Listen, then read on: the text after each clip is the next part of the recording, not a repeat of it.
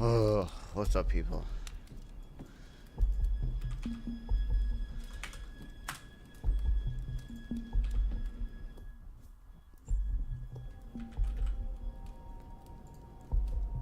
I can't believe this is where this is where we're at now.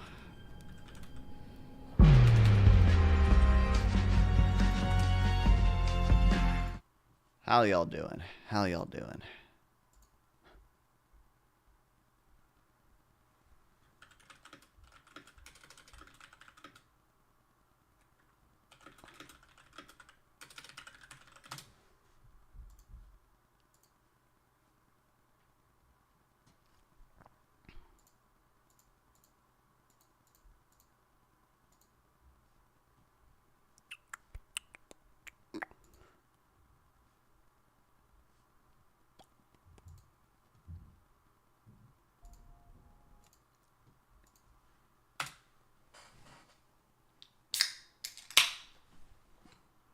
I used to test out my, I've already tested it, already used it, kind of a few times.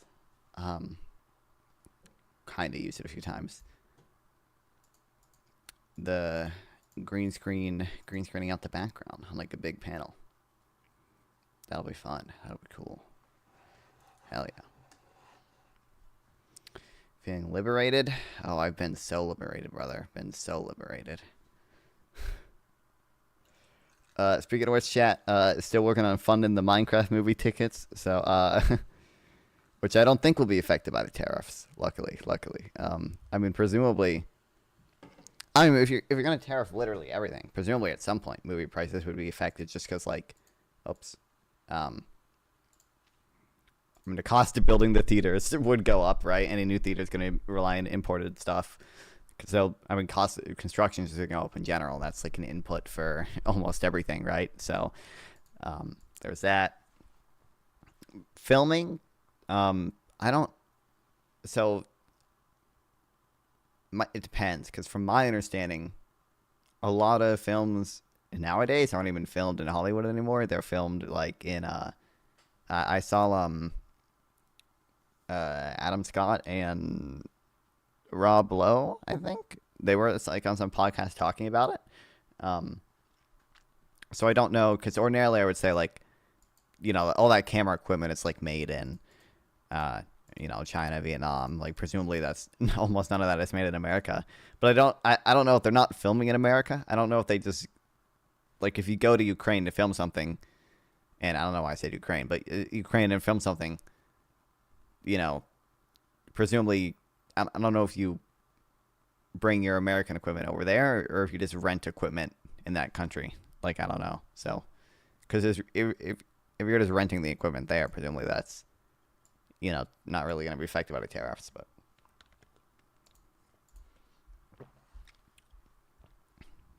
is stock market happy or sad right now? From what I've seen, it's pretty it's kind of having a nervous breakdown. CNN. Fear index. I think yeah.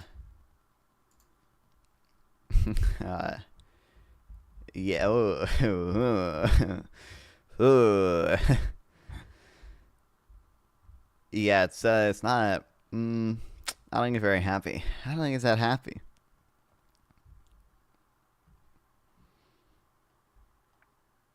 No, don't worry guys. I'll just say it's 4D chess, 5D chess. He's gonna get the 10-year treasury bill down. Jesus.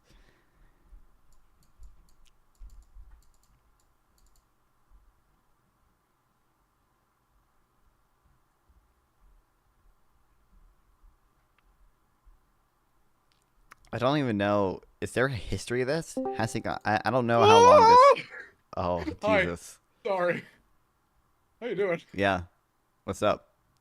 Bro, Well, I know what's up, but I don't want to do these anymore on phone. I don't know how you do this as a profession. I don't want to do it. I don't want to do it. I don't want to do it. You can't make me go on any more debate panels non-fun. I did fucking hours of preparation. It's like we couldn't get off like due process and immigration. If I Yeah. can't, I can't do it. Sorry for coming in so dramatically. I probably just cut you off. How are you? No, it's justified. That's justified. I mean, you're not really cutting anything off. I just started, so. Oh, that's fair. Well, it's good Yeah. to see you, man. Yeah, that was harsh. Um, I don't know if I'm like the personality for it. I'm a little bit too polite, and I struggle to like just cut in at all times. And even when Yeah, I yeah. do, people are like, "Ah, we know we can get this guy. Like, we're just gonna roll him over." Would you mean an iceberg video of economics? That might be a good idea, actually. Someone might have already done that, actually, but I don't know exactly what would be on it, but Ooh, that sounds fun. It could be like different economic theories and like different economic concepts. You know, yeah. I don't.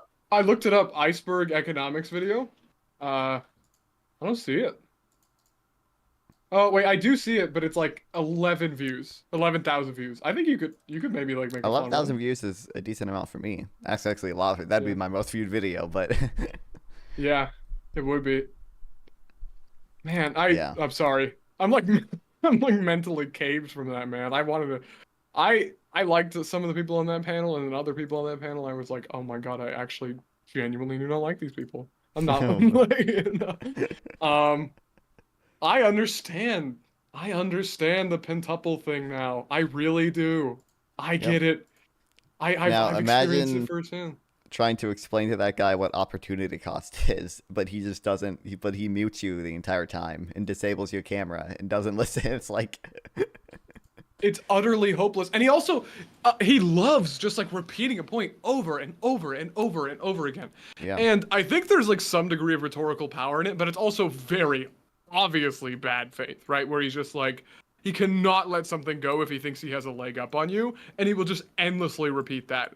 yep, And dude. you can That's what's defeat in. that, but it's not fair, obviously. Like, it's not a good behavior. Yeah, that's what's dude. What was so fucking crazy when he debated Pisco and whoever else Yeah. on the autopen thing. Oh, shit, I'm getting a phone Um, call. I'm so sorry. you're good. Okay, yeah, you were Um, saying? okay, I don't know if you are answering it. Okay, um, Yeah.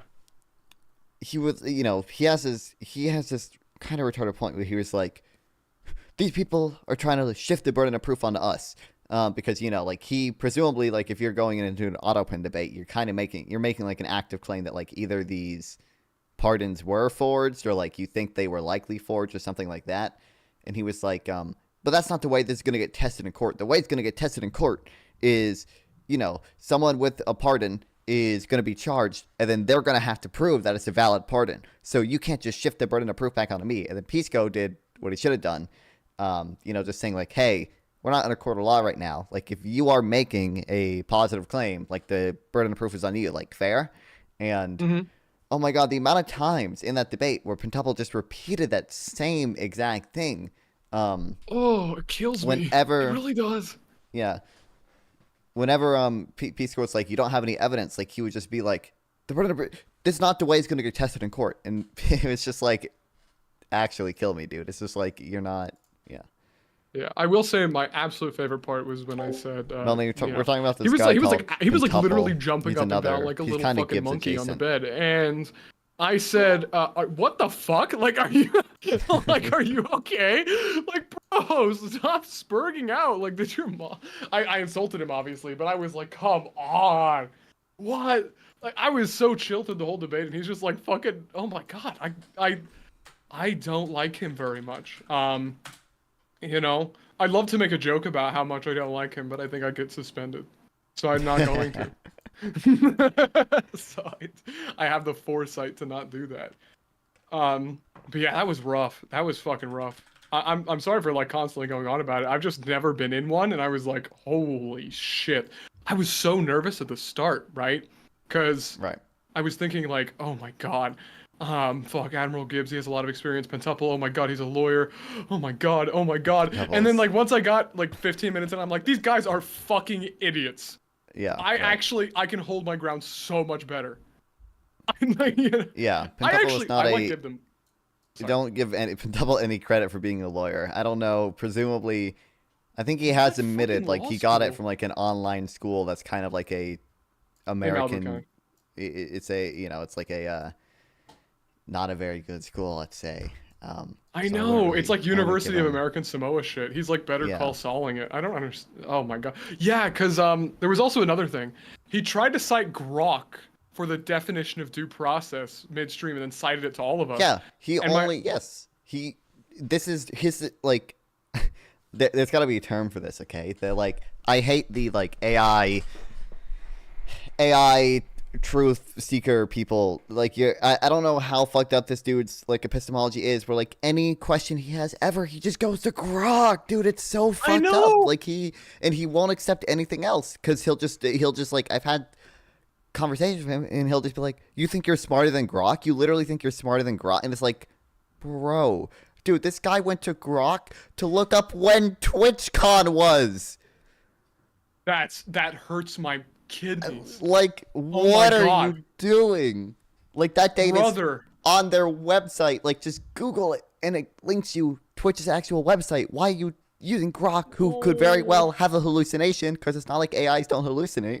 And it's like, Yeah, I'm so glad. I'm so glad I got the bid on that because I just went. You just cited Grok and you're a lawyer? What the fuck? I was just like, are you kidding me? You had Yeah. to grok the definition of due process and you call yourself a fucking lawyer? Like, I was like, Your Honor, like, 5-minute recess. Grok is looking it up for me. yeah, I know the definition of due process and I don't know. I'm a fucking associate of business. I was like, what the fuck, man? I was killing me. I'm so sorry for being so animated. I know I'm usually never like this, but To be fair, the current I- U.S. trade policy is determined by ChatGPT. That is kind of true, bass guitar. Did you Bass see guitar that, is by the so way? right.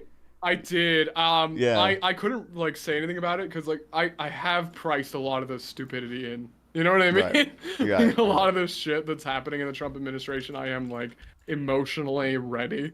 There will eventually be one thing where I'm like, I didn't even expect that, but you know. I don't even know. Yeah, I mean, I didn't. I at least, dude, didn't they have like a? I feel like they could have come up with something better than the stupid ass formula they used. Like they had time. Like the tariffs were delayed or whatever for a while. Like they They knew could have done this anything. stupid shit was gonna be exposed. I don't know why. Like just to like save face, they didn't just like make something that's not just bullshit. Anything? Like, Yeah, I know. I know. I can't fucking believe it, man. Non-fun. I asked Economoid this question when I was interviewing him the other day, but do you ever like wake up and go like, do you ever like an existential moment where you go, oh my god, why was I born into like this weird light hell? Like, why am I born into a world where these fucking idiots run the US government?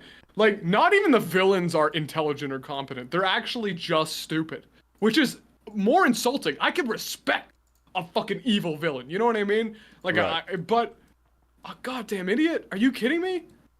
I can't. I can't do it. I can't. Oh.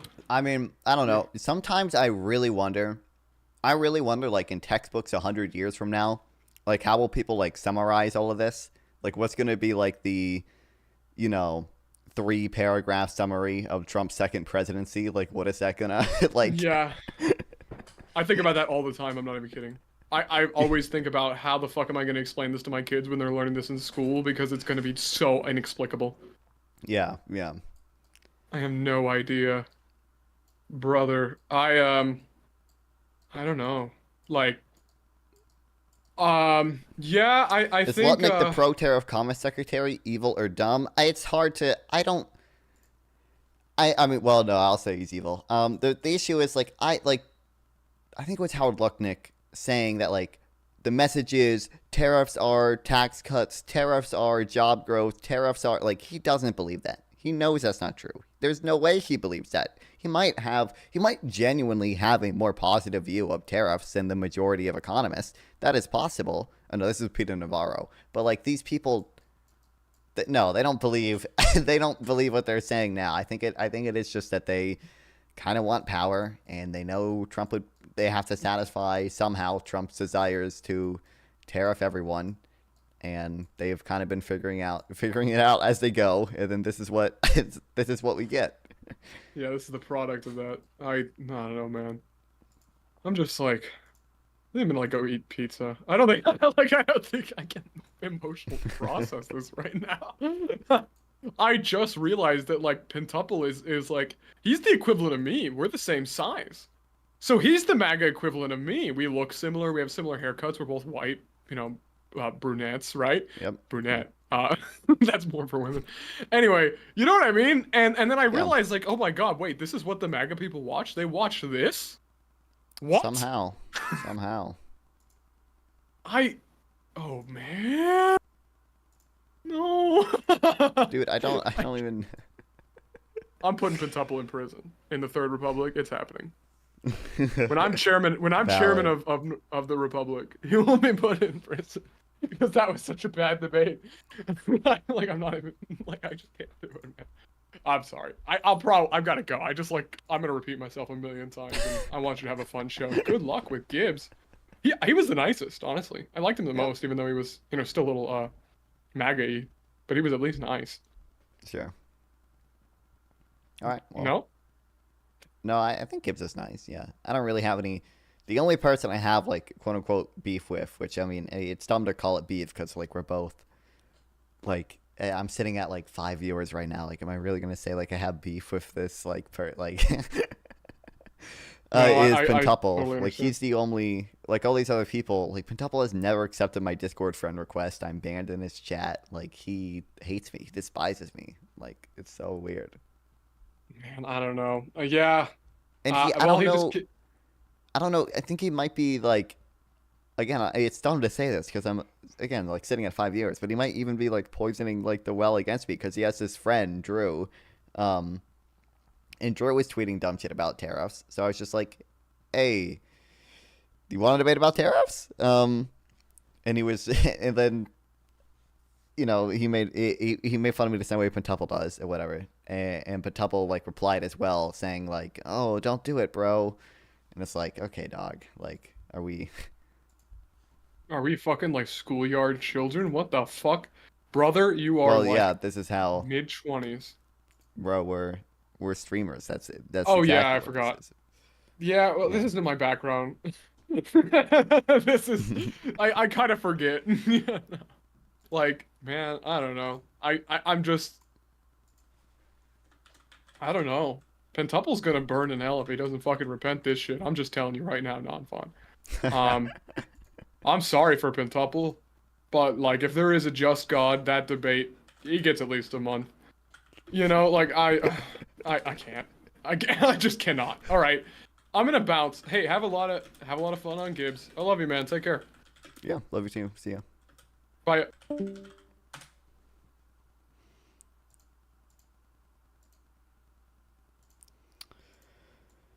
How is the world? If the prices go up on U.S. cars, so what's the message Like to the this. U.S. consumer?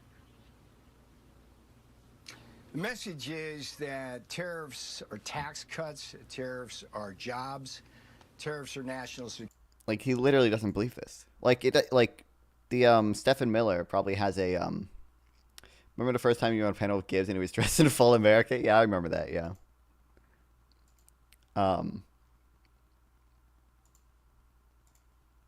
There's no way he believes this. What is this? Asshole delight. Is this? Am I gonna get coffee struck for this? This is an AI song, right? I'm not gonna get coffee. Asshole delight.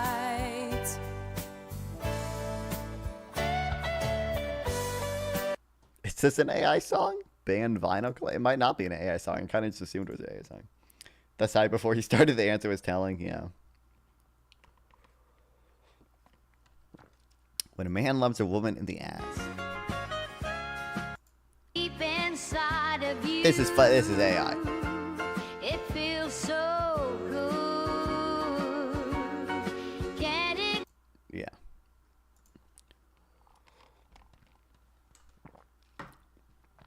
But like, I don't know. It is hard to know what these people genuinely believe. It's like I don't know for sure what they genuinely believe. Like I don't know. Like that I would guess that I always get them confused. Stephen Myron and Stephen Miller, I think or is one of them Steven? The guy who wrote this.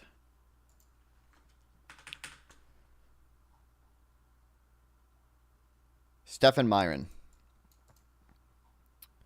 He might believe this, but it's hard to know because this is fucking retarded.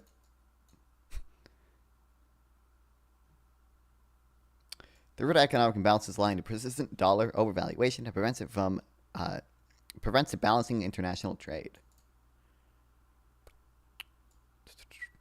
Tariffs provide revenue, and if offset by currency adjustment, present minimal inflationary or otherwise adverse side effect. Like, this is like so, like, it's just so funny that like one paragraph he's like, we need to devalue the dollar, and the next paragraph he's like, tariffs are free because they make the value of the dollar go up. I have a hard time believing that there were 100 of the same band country songs released on vinyl. Yeah. What does their treasury guy believe? I don't know actually. But like I've seen him say reasonable things. Like I've seen him say, like, 10% tariff would probably cause, 5%. I don't know if it's 5%, like 3 or something percent, exchange rate appreciation, which is a reasonable thing to say. Although the value of the dollar is actually going down right now because people are fucking panicking. But that might be temporary.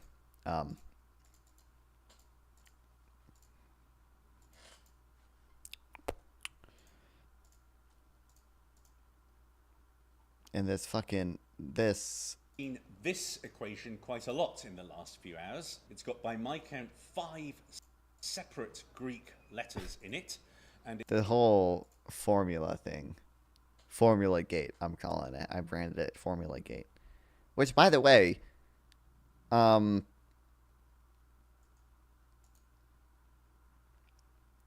don't think one of the things in here, so basically people were alleging that the equation they used to figure out the how much the supposed trade barriers these countries impose is just a trade deficit divided by imports. Our trade deficit with them divided by how much we import with them, to be clear. And then they released their formula, and they're like, no, it's the trade deficit, exports minus imports, over imports, times 1/4 times 4. Now, fun fact about 4 times 1/4. That's equal to 1. Fun fact about any number times 1. It actually equals that number. But one of these numbers, I think the 1/4 is the supposedly the price elasticity demand of import demand with respect to tariffs. But I think it's I think they set that at 0.25, and I think the empirical evidence suggests that it's closer to 1. I think the Tax Foundation has like their estimate. I think they estimate the elasticity to be like slightly less than 1. So like tariffs, the amount of imports fall by slightly less than 1% for every 1% tariff we impose. Can you even prove that? Prove what? The import elasticity, or that there's a more technical term for it. The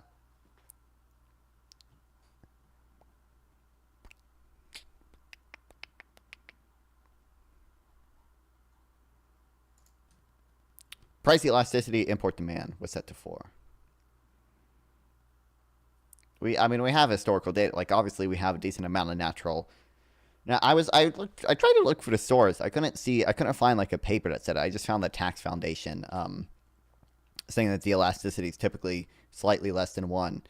I'll just try to see if I can find a paper that does it. But there's been plenty of natural experiments of countries that at various times. Oh no, that sorry. I thought you were asking for proof about the thing that's actually hard to that actually would require the 1/4 times 4 is equal to 1. I don't know. I can't. That'd be a hard one. You might need a few hundred pages to prove. I think you actually do need probably mathematically might need a few hundred pages to prove that via axioms. But yeah.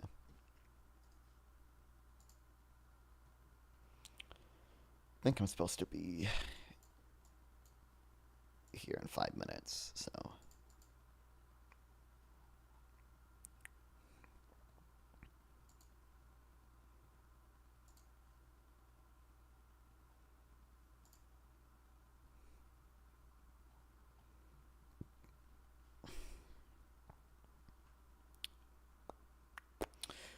No, you need about 20 to go from, I don't, if you know axioms to construction of the rationals.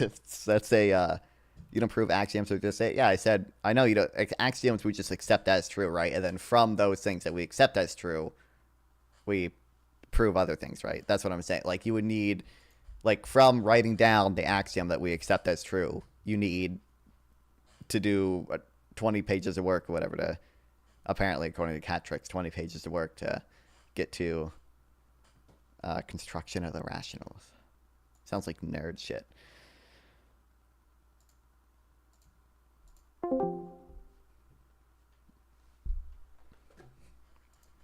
I didn't prepare for this at all. I think we're talking about Iran or something. I don't know.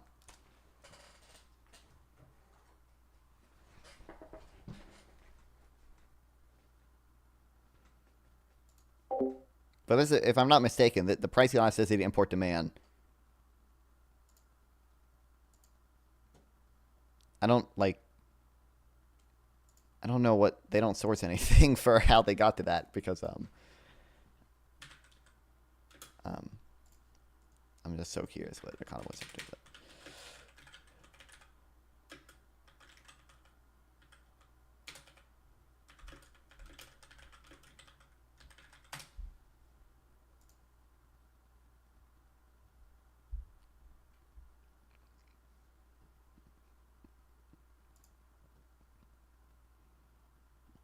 I hate math when I'm picking up math nerd stuff anyway, so I can pass calc too.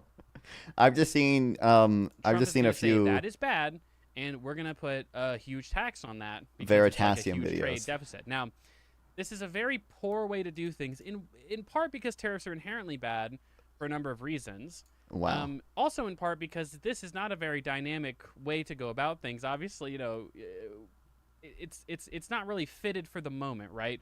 You don't necessarily know why exactly you have big trade deficits with all these different countries, and it's certainly not a form of debt. So it's just bad all around.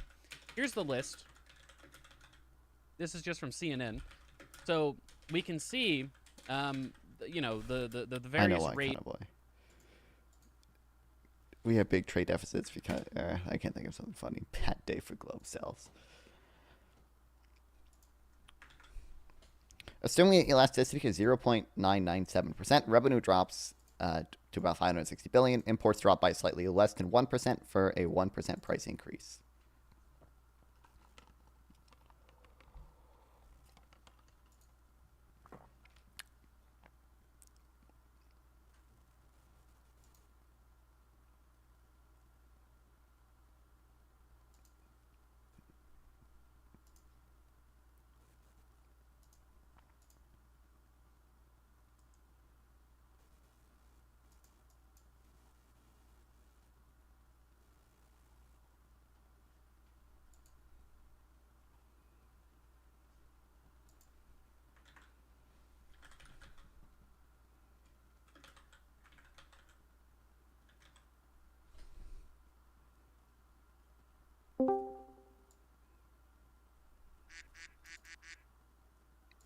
Ballot without due process. So that's Wick specifically if you wanted to tailor that argument to him. But I'm against all of it. I just don't think this is a due process issue is all. All right, I'm going to use the restroom, and then I think people said they might be 5 late, and we'll get everybody in here. You two play nice. Like, there's a bunch of stories about the CPB-1 app and Trump putting out, like, really early in his presidency, you've all lost your immigration status. That's when you're allowed to appeal. I guess it's just me and you. Everyone left. Yeah. Oh, what up, I mean, I can hear you. Oh, okay. Gibbs is a bitch. Let me tell you something. Let me tell you something. Tyler, Hey, the day you can call me a bitch is the day that I become a Democrat, and that's never going to happen. So, actually, I lied. If the Democrats started offering me policies I wanted more, I would switch immediately. absolutely. And I can even give you the 3 realms that I need them to switch before I vote for them again, but I would happily. I'd love a competition where both parties were telling me they were serious in governing, but problem with the Republicans is Trump. The problem with the Democrats is the Democrats. You know, I was watching Non-Fun last night, or the night before, and this guy, what is your take on this? You like UBI, Tyler, or no? I haven't seen a plan for it that I like, but the theory of it, if it can be done in a way that's acceptable, I kind of see it as our future. If we move more and more and more into automation, eventually we're going to hit diminishing returns on our service cap. There's only so many fucking service jobs we can do before we start over competing to the point. I like it. So I've been pondering this because I like to say that I listen to people, right, and try to, and I have actually maybe gone against my original stance on UBI being just total negative, and I think Non-Fun might even like what I'm about to have to say. If we did some sort of sovereign wealth fund, potentially even paid by tariffs, I would I don't know how we'd work it out.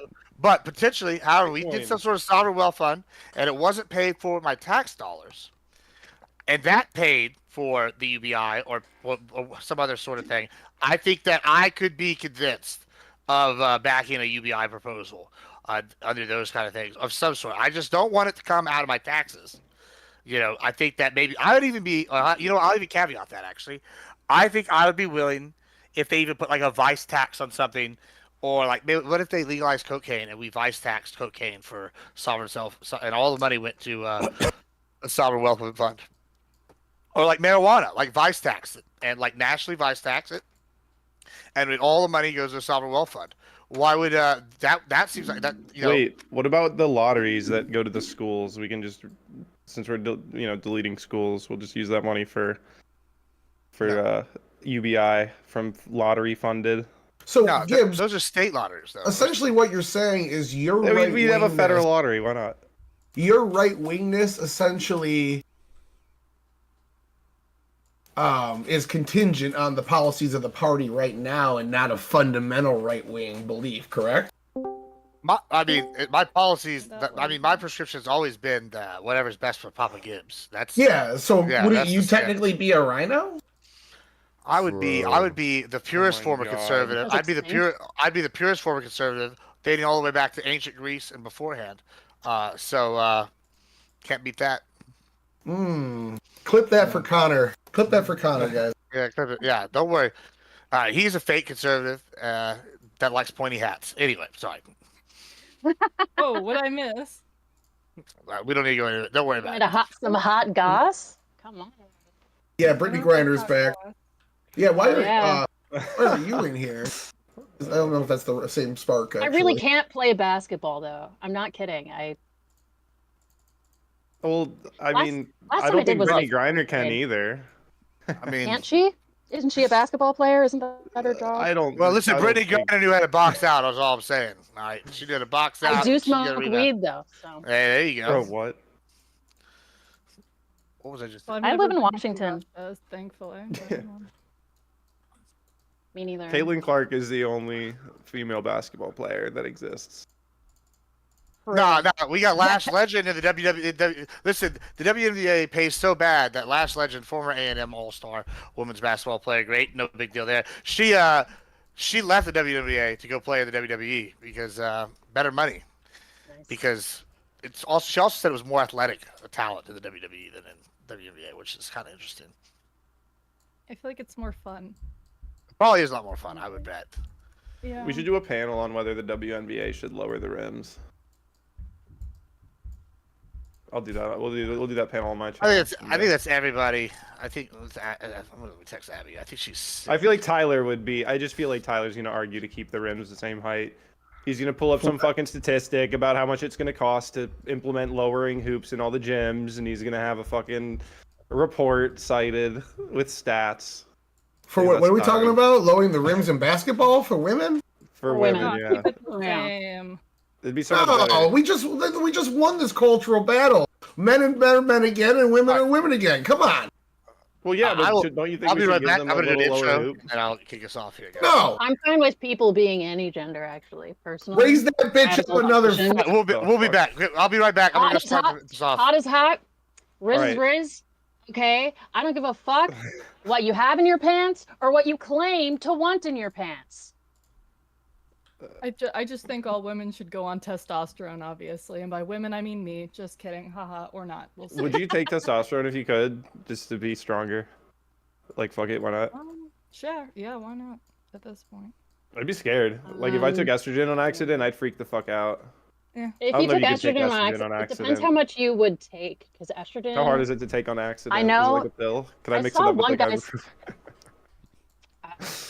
like, oh my god, fuck, guys. I'm pretty sure at the We end of a learning cycle, things about pentuples today? at the end of a cycle, Tyler, you're maybe supposed you to were take cooking estrogen. the other day.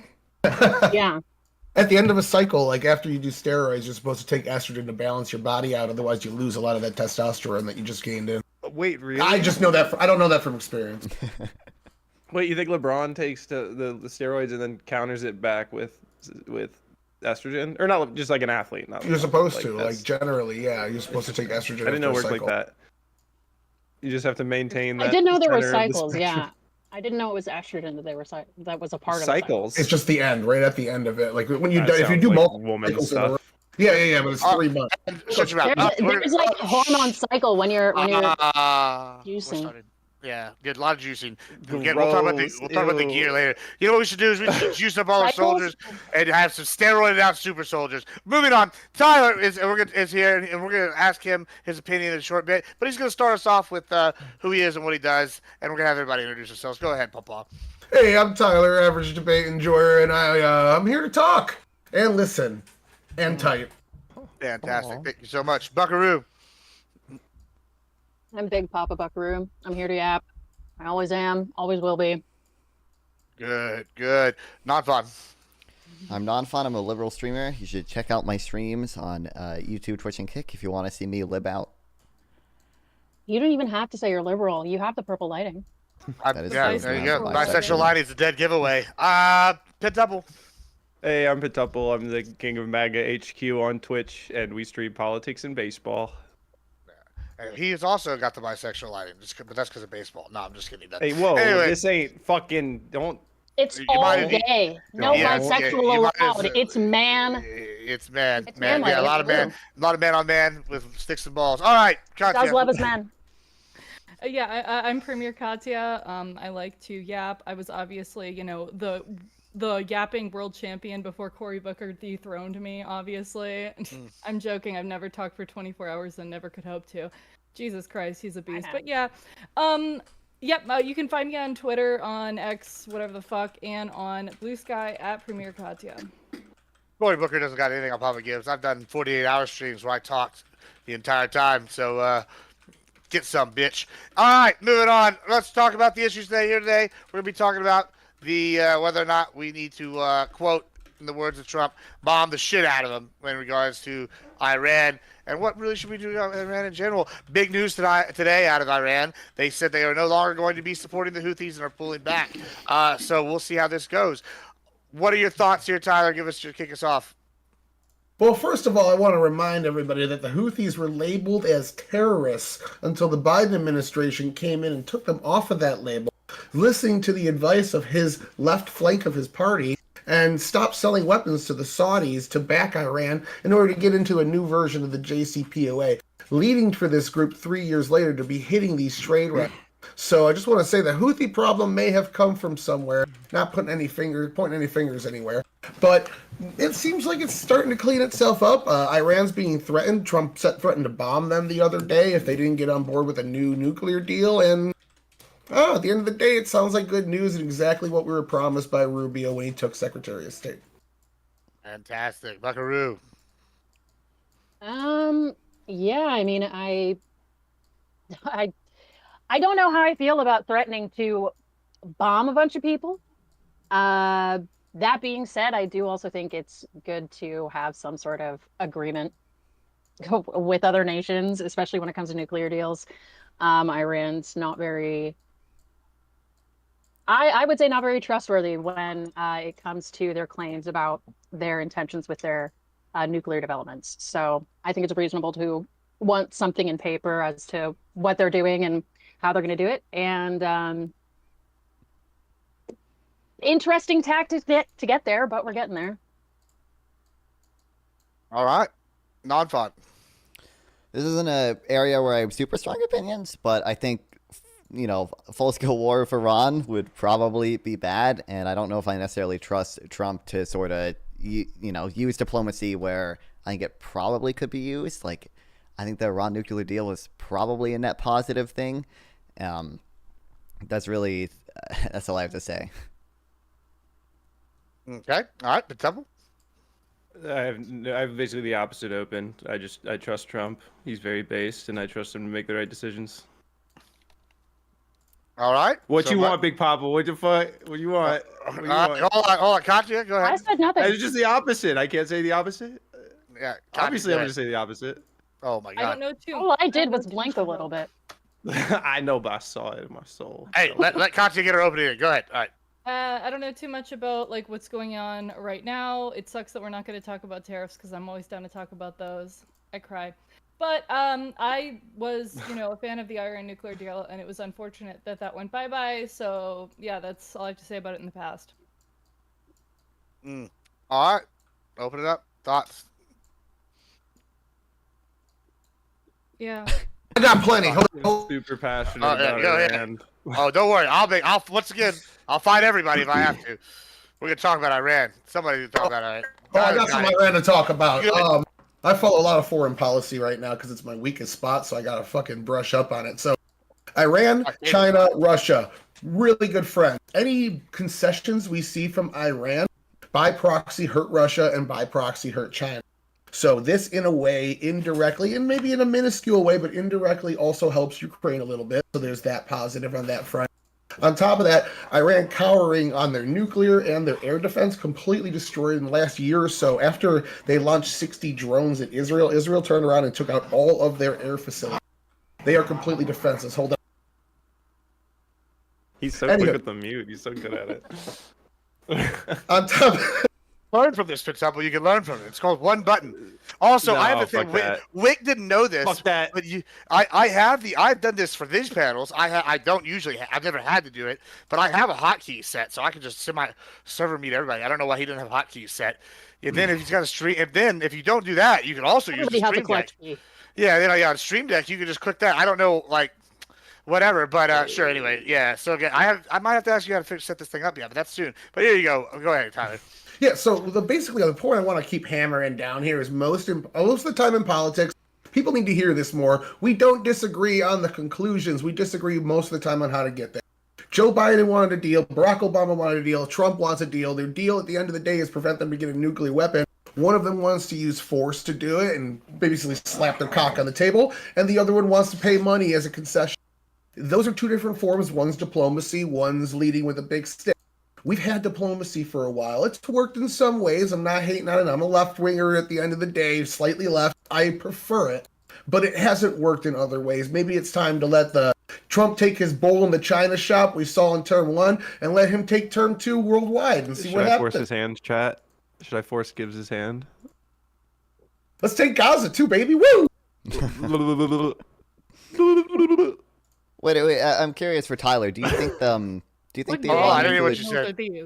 I see. You'll challenge me. I was ready, but go ahead. Go ahead, Nathan. Sorry. Yeah. Do you think the Iran nuclear deal was a net positive? I'm just curious. Generally, yes, because what it set out to achieve would have been a net positive. But what we found out toward the end of it is after Trump left it, they took centrifuge work that they were doing off-site, brought it in, and showed that they were basically violating it the whole time.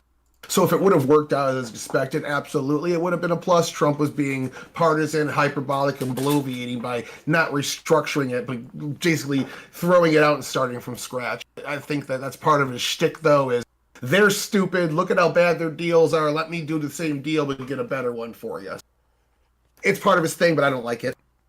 Okay, sure. I'm also curious. Don't you think that I guess I'm partly concerned about any potential war with Iran because that'd be like not because we couldn't defeat them. I think we could, but because Iran's a harder enemy than with an actual military than we faced recently in any like relatively recent war. When's the last time we faced like a? Well, no. What I'm saying do you is think that makes it easier or harder to beat them? I think that makes it easier to beat them. They're going to get mowed down faster than Iraq did. Iraq was the third strongest military in the world. Iran's not even top 10, boy. I mean, well, I'm gonna let Nonfon finish, but like just maybe push back real quick against you. Like, I would argue, I think it actually makes it easier to defeat. Now, although Iran might be a special case because Iran does have a large focus on the hybrid warfare and they do a lot of work with the terrorist groups, so they're going to be very good at that. However, I think having a conventional military like Iran, where you have fixed positions that you have to hold, is something that the U.S. has proven to be very good at repeatedly, as opposed to I think we struggle when we fight like, I don't know, people living in caves who can just disappear into the woodwork and and it's like, well, if we cost 1,000 of us to kill one U.S. soldier, the U.S. public's not gonna. I don't think those are I think that I don't know that it helps their case. What do you think about that, Nonfon? I guess I can see that. Yeah, I mean, I guess I would partially agree. Like, obviously, if you're not using the same type of tactics, if you're not hiding in caves the same way the Taliban was, it might be easier for you to go after them. But I guess like my concern was going to be, and I still think this mostly holds true, is that like there seems to be kind of more clear off ramps with Iran, whereas I don't know what an off ramp looks like with China and Taiwan. I don't know. I don't know what could happen. What do you think there, we should so do with very... Taiwan then? Like, do you think we should defend Taiwan? Like, should we go to war with China over Taiwan? I mean, I don't know. I think we should probably continue arming Taiwan to at least make them. Say China invades tomorrow. Should we go to war with them? Right now. Like, yeah, China invades Taiwan tomorrow. Should we go and save them? What's Taiwan? We should try. Well, yeah. I mean, should we? I'm just. How much influence do they have in? Well, Taiwan. That's the whole thing. I just want to see, like, so. Are you saying real quick? Are you saying, Nonfon, you think we should? If they invade tomorrow, we should invade. We should go. I think we should at least commit some, some of our navy to it. Like, I don't know how exactly full-scale war of China over Taiwan would look like, just because like I don't know how. No, I'm just curious. Yeah, I'm not gonna try to get you on that. I'm just curious what you like. I'm not gonna be like, where's the policy? No, that's Buckaroo. What were you saying? I was looking up their silicon production. I think we should defend Taiwan because they make 20% of all the semiconductors that are used in the world. Yeah. Now, just want to point this out there. Oh, sorry, you got. That's in here, right? In my phone. Yeah.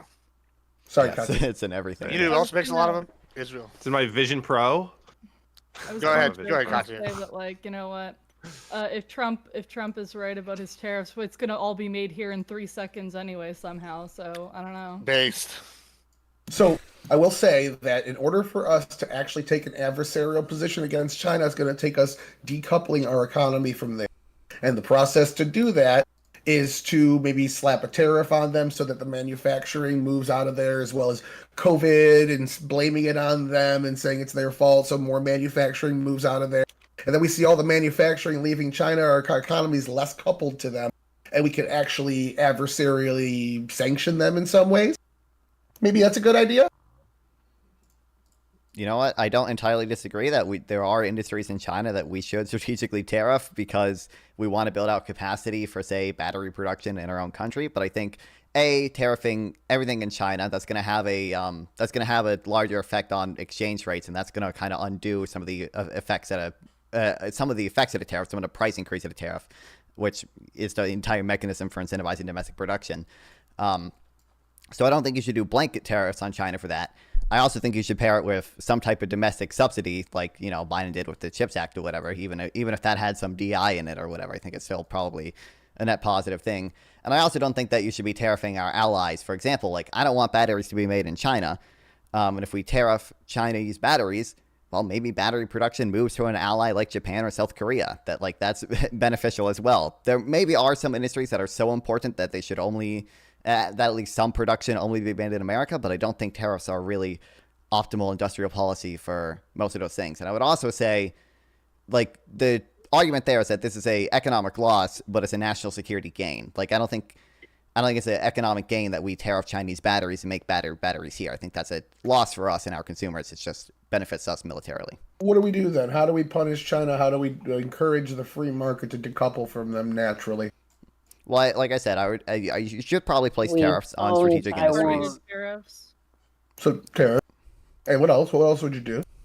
I would subsidize domestic industries like Biden did with the CHIPS Act and the Inflation Reduction Act. Both of those had subsidies for batteries and chip manufacturing. But why would that prevent them from just doing both? Like, it's like, okay, I'll just build a plant here. I'll take advantage of those subsidies, but I'll also keep most of the manufacturing over there. If we have... Well, what do you mean? I mean, if we have... The entire point is to have at least some amount of production here, right? So, like, if we... Yeah, it doesn't have to be all of it. You know, the subsidy... As long as there are requirements of, you know, maybe X production that we get from the subsidy, like, I'm fine with them also having production in China, because we at least need production here as a safeguard. Like, that's the... Well, look at early Marco Rubio when he first got to the Senate argued that keeping our sugar subsidized in the United States so that we have enough sugar to produce for our people to eat in a wartime with the Southern American countries where that sugar gets disrupted, it could cause inflation. So it's a national security issue just to keep sugar being produced in the United States. Okay, so let me reframe this just a little bit, right? Okay, so I think that Trump has shifted a policy like a little bit towards, I think, battles he's tried to sell, right? He's always portrayed China as the greater evil. I think he thinks he can work with Russia, right? Russia is making inroads with North Korea. I think he sees a way he could maybe even get to North Korea through Russia, right? I see why he's kind of like whatever, maybe doing some of the stuff he does if you look at the meta thing, right? But when we look at Iran, right? He's arguing bomb I'm taking out, which is immediately going to allow Israel to expand. I've seen people arguing this is a continuation of imperialistic Trump, and it's like a lie about no war. I mean, Tyler, I know you've spoke many times saying that you don't think Trump ran as the no war president. I also don't think that. What are your thoughts on this? Like this argument that this is more imperialism by Trump, that he's going to invade Iran. You know, that now he's just pandering to the neocons. I don't think Trump's an imperialist either. I think Trump's strategy is strong deterrence. Like, we're not going to go out and fuck with your shit. You're going to be a sovereign nation, but if you in any way fuck with us, we're going to come smash you. And that's kind of where he stands on that. So his point of no new wars is, I was so scary, Putin didn't have the balls to go into Ukraine. Not that I'm a pacifist. That's kind of his argument on no new wars. And I get that some people in the Libertarian Party have a hard time justifying their vote for Trump, and they wanted to twist some things to make it seem palatable, and that's kind of where that started. But Trump is not a no new wars president. He's a bomb the shit out of him president. Something he said half a dozen times. Thoughts, rest of y'all. Any? Yeah, I just think that a lot of people did present that, which, I mean, thankfully a lot of people were not, we're not stupid enough to buy the whole, like, oh, Trump is like the peace president, no new wars, we're, like, unlike Biden, we, like, love diplomacy and hate war, and we're just gonna use tariffs. But, at least we're being honest now. I'm a fan of honesty, even if I'm not a fan of the belief, but yeah. Okay. And so, all right, fine, that's fine. So, all right, do you think that China should be more of a focus then? Since y'all seem to agree that we should defend Taiwan, like how else should we do? Because y'all basically cried foul when Trump gutted at USAID, which we find out really wasn't aiding these countries, which was supposed to be the answer to Belt and Road. Y'all don't want any war. A lot of people don't want any war, but we're supposed to defend Taiwan. I feel like there's a lot of like loop-de-loops like people are going through here. What do you think, Pintemple? Do you think we should defend Taiwan if China invades? I mean, I'm pro Taiwan. Okay. I mean, Taiwan's not a state. Like, I'm not like gonna go. I don't know. It depends. What's like if we can go out and stand up for them and not put it. Not at a huge cost. I would say, but I would like to. What's the cost? Incentivize China Boots to on the Taiwan ground. Nicely.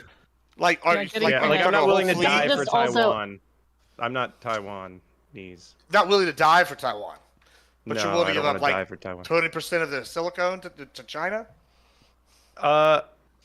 I'd rather And do it was that than something die like, for what, Taiwan. I guess. 90% of the world's most advanced semiconductors. I think they said like 92% of manufacturing We have to die power. for the semiconductors. Look at all that Well, I mean, silicone. Think you will about the die gel. without Literally all semiconductors. So computers. But I also think I have to die for I also AI. think- It's already starting. They've bro, But I you use also think Grok this for is first of all, you good- use Grok for everything. You would be willing to die for Grok. Don't pretend like you wouldn't. And second I of would all, die for like Grok, so I yeah, can play Python games. If About... China gets that silicone, they're gonna tariff my butt plugs. Yeah, exactly. Bro, that's, True, then what are you gonna do? Yeah. Use the old one. You don't got hold on. nothing. That's a real question, Pitzel. You're like scoffing at it, but like At what? you're like Dying for Taiwan? Hold on. You're saying I wouldn't die for Taiwan, bro. If China gets 20% of the semiconductors, we're gonna get people are gonna die for Taiwan. We're just gonna die later because they're gonna have all the weapons and the tech, and we're gonna be outclassed. Well, maybe so there's it's either the pain now or it's the pain now or the pain later. Are you saying like what is your line you're willing to commit troops on to defend them having this monopoly? So you're on saying if we semiconductors? don't go die for Taiwan, where it's definitely going to be worse at later? I'd say that yes, I think so. Like I'm just It saying for the absolutely will hypothetical, be let's when- assume that it would get I way think- worse if we don't. Then I mean, I guess, but like, fuck, man, like, is that for I mean, sure? that would also just be like another thing coming out of China, like an export from China. It would also mean, like think about the rate at which we're experiencing like technological advancements. We could see that go down. I would say that it would supplement their military in some way, in ways that it wouldn't ours, because they have access to these chips that we wouldn't be able to produce at the same rate. Right. And I have an argument to make that's like semi-related, but also related to the whole economic policy situation hit it. that we currently have. Basically, my concern is that what, like, for example, these tariffs are doing, it's not going to hurt China so much, it's going to tie China to Europe. Because China is still going to have the goods to send and, sell to America. So what they're probably going to do is just set up shell companies in, European nations or other nations that have lower tariffs. Like, for example, the UK, that's at 10% right now instead of the 5 quadrillion %. And they're just going to sell it to us that way. And because of that, and because China is super open to, potentially helping out like Europe economically if they're super hit by these tariffs, we're going to be giving up the game with Europe and China and hurting our own economy. And by that point, I don't even know, like, we're talking about if we're going to go in on them, if they go to Taiwan or whatever. I don't even know how in on them we're going to be going if we, give up the game so hard we don't have allies. Now, I think Europe's going to think twice about that one after that whole Russia oil deal that they've been doing over the last decade, and how that basically is not only funding the war against Ukraine, but there's still this number 2 importing of energy into the UK right now. They're unable to decouple from Russia, so we're unable to properly sanction their oil exports without hurting Europe. And that's the reason we haven't gone full-scale sanctions into Russia yet. So I think maybe in the future they're going to think twice about, well, it's a little cheaper to work with our adversaries, but if they do something shitty like this, then we're screwed. Maybe they'll pay a little more for US because they are right now. We're the number 1 importer now of energy into Europe, where we were number 3 before the war. So yeah, we'll see. My concern is just obviously that we are going to be harming ourselves while also giving up the game, and then we're at a losing position. But that's the thing, is like, if we harm ourselves, they go to China, and if they go to China, they now have to worry about China being China. And I think Russia just taught them that lesson. Like, we can't trust our adversaries, because as soon as they have us by the balls economically, they invade 3 countries right next door to us. So Yep. I don't know. I think they're going to think twice about decoupling with China. I think they'd rather work with the United States and get this resolved, because Trump is offering off-ramps for almost every single tariff, except for the Canada one. I don't know what that's about. The Senate just declared it wasn't a state of emergency. Other than that, every one of these has an off-ramp, including China. If they sell TikTok, he said he takes several % off the tariff. Fuck yes. Shut the Wait, fuck what up. are the- It's double. Are You you know, right? good? Don't change your underwear, bro. What? Just somebody clip so that. funny. Like, holy No. shit, bro. I got to get the clip thing going on my channel. I was Like, so confused because Papa like side texted me, was like, I heard you like laminated informational pamphlets, and I was like, Bro, what the fuck are you talking somebody check his Like pants. He came over definitely- laminated. He was like, oh. No, I came when I realized that she was talking about the same thing. Like, I do have That's those. why they're laminated. Otherwise, they get I screwed said that up. last. 'cause, you I know. said that last night. I was I said that last night. We were Bar talking. prep, dude. It's so funny. But you just definitely. Bro, how did we go from we were talking about the little sheet note things to you just came? Sorry, in let me your go change my pants. Oh my god, bro! What happened? Yeah, so we were having a very serious, in-depth discussion, and this guy just splooged, bro. I thought if anybody was gonna get off on tariffs, it was gonna be non-fawn, but nah, found out wrong. All right, Well, listen, I get off on them in the opposite direction. He's the one It's too late. We've already done them. What's this? that has a. Grok's son, they're they're not in basically effect the same yet. person. Who, me? yeah, We'll see. you and You and Pentuple, you guys are BFFs now. Grok told me. both gonna True. be bald at 50. That's what I don't know. That they did. It did say that. I forgot about that. That's funny. All right, moving on here. Yeah, so. Yeah, I guess let's just move on to the second topic here, because y'all seem to have such strong feelings, and I should have waited for Iko, because Iko is the foreign policy guy. But we'll live and learn. I'm We sure can circle foreign back, policy- eh? Yeah, Do a little well, I'm Gensaki tricking. Yeah, right we there. will do that. We will do that. But so, moving on. Y'all lefties are now blowing up the Republican. Y'all blew up the Republican center, or like center for whatever. Yeah, I guess the Republican headquarters. That's what it was. I couldn't think there in New Mexico. Right, blew it up, burned it down, put ISIS, the KKK, and all sorts of shit, like all over it. And then y'all have been destroying cars left and right.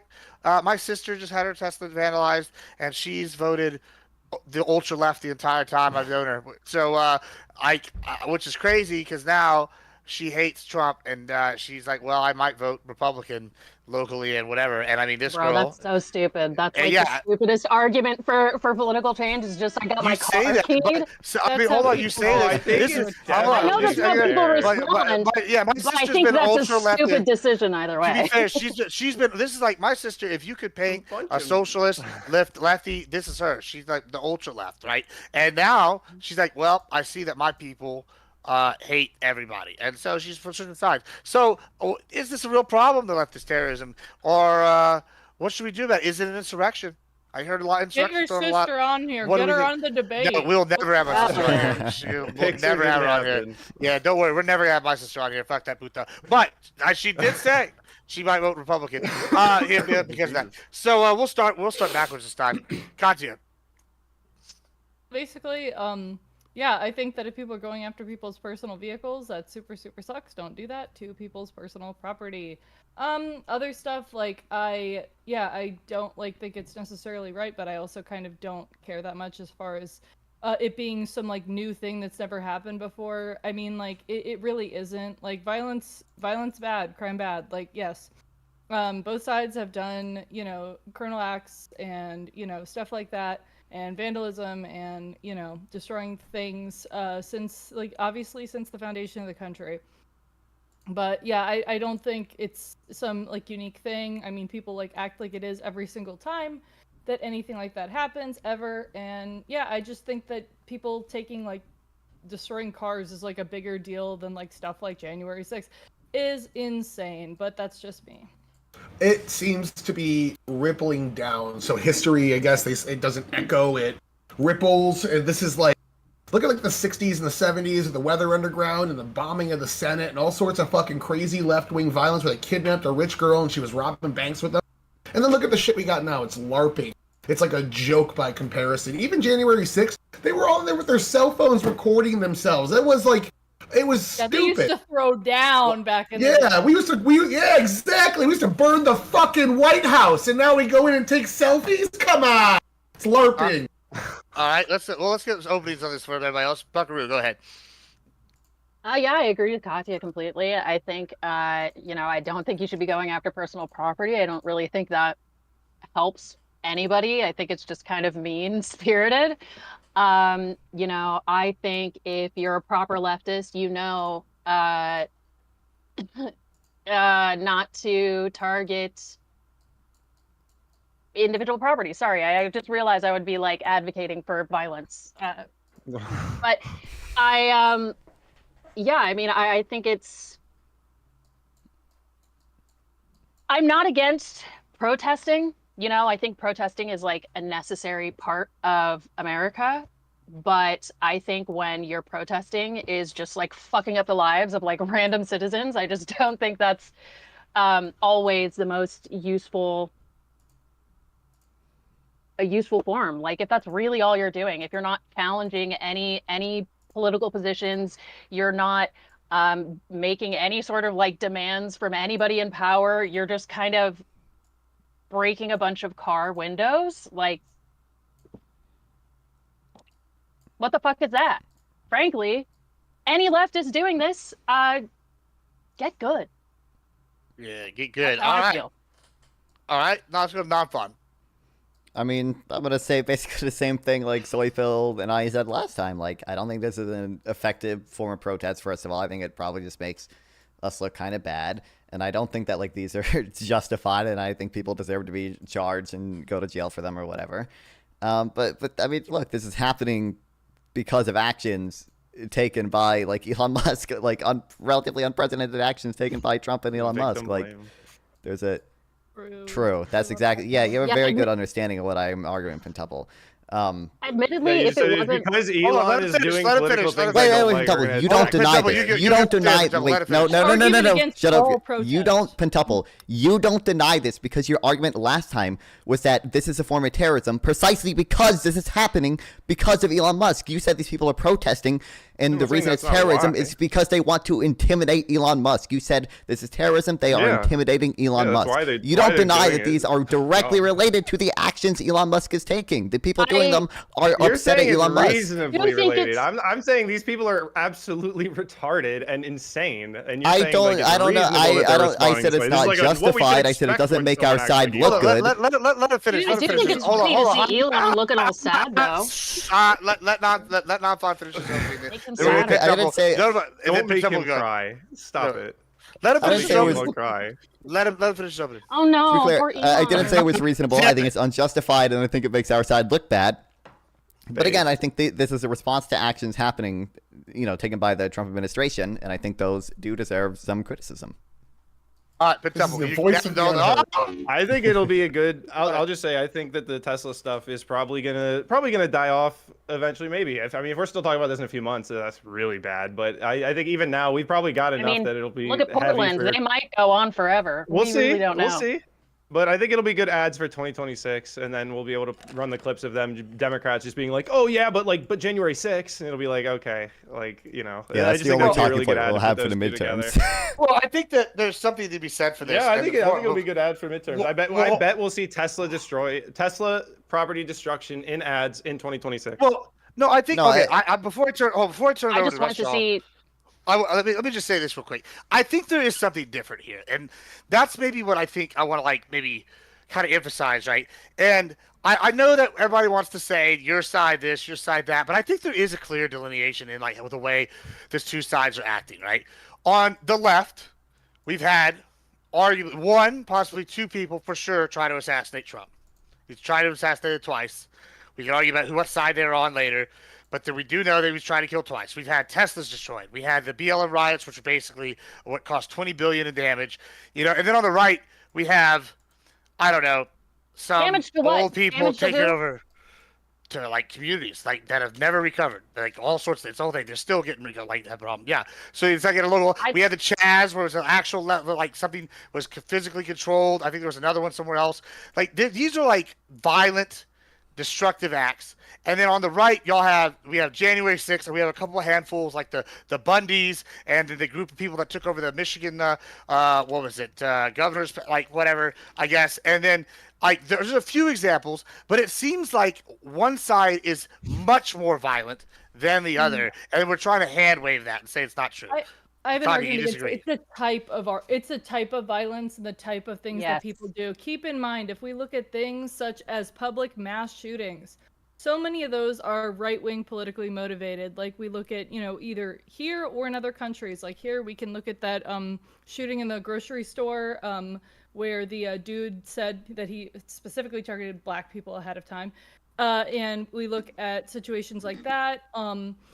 Just a lot of violent shootings and additional things like that are like, if you look at why people did it, if you look at their things that they wrote and the like, you're seeing right-wing ideology, you're seeing racist ideology, you're seeing like support of people like Donald Trump. So, I mean, if we're not going to attribute that to the right at all, because, oh, that's just some crazy people, then, I mean, then we could do that both sides, right? Let me ask real quick about your definition of right-wing mass shooting, because would you consider Pulse nightclub, where an Islamic extremist went up and shot a bunch of gay people?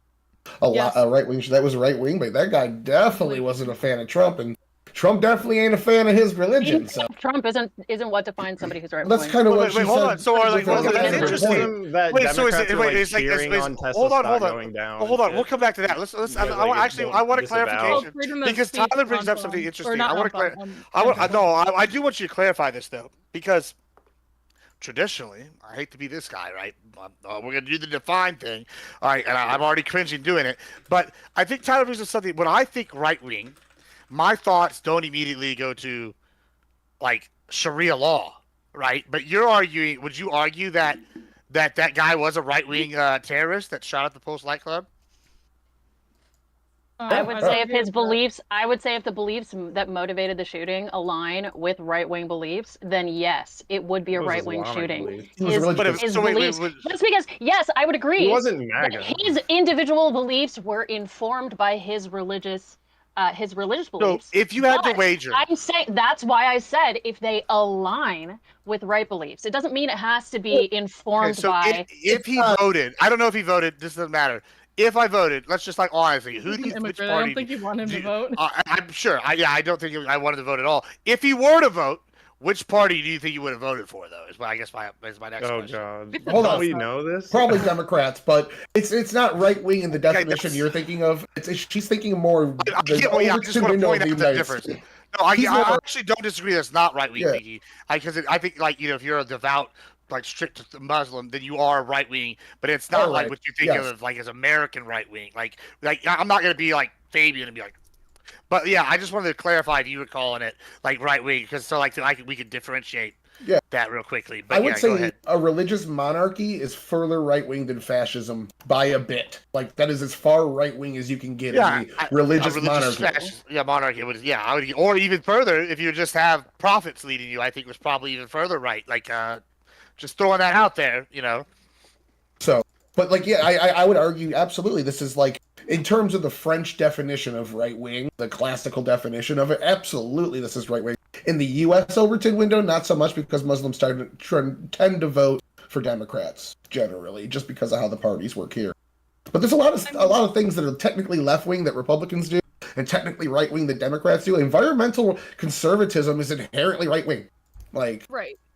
But what I'm going to say as far as like the way that we need to kind of like define this as far as our left versus right, like I think that we can say, oh, well, those people, like I know some of y'all were saying, not you, Tyler, we're saying like, oh, well, they didn't support, well, they're not like MAGA, they're not like, right wing in here or whatever.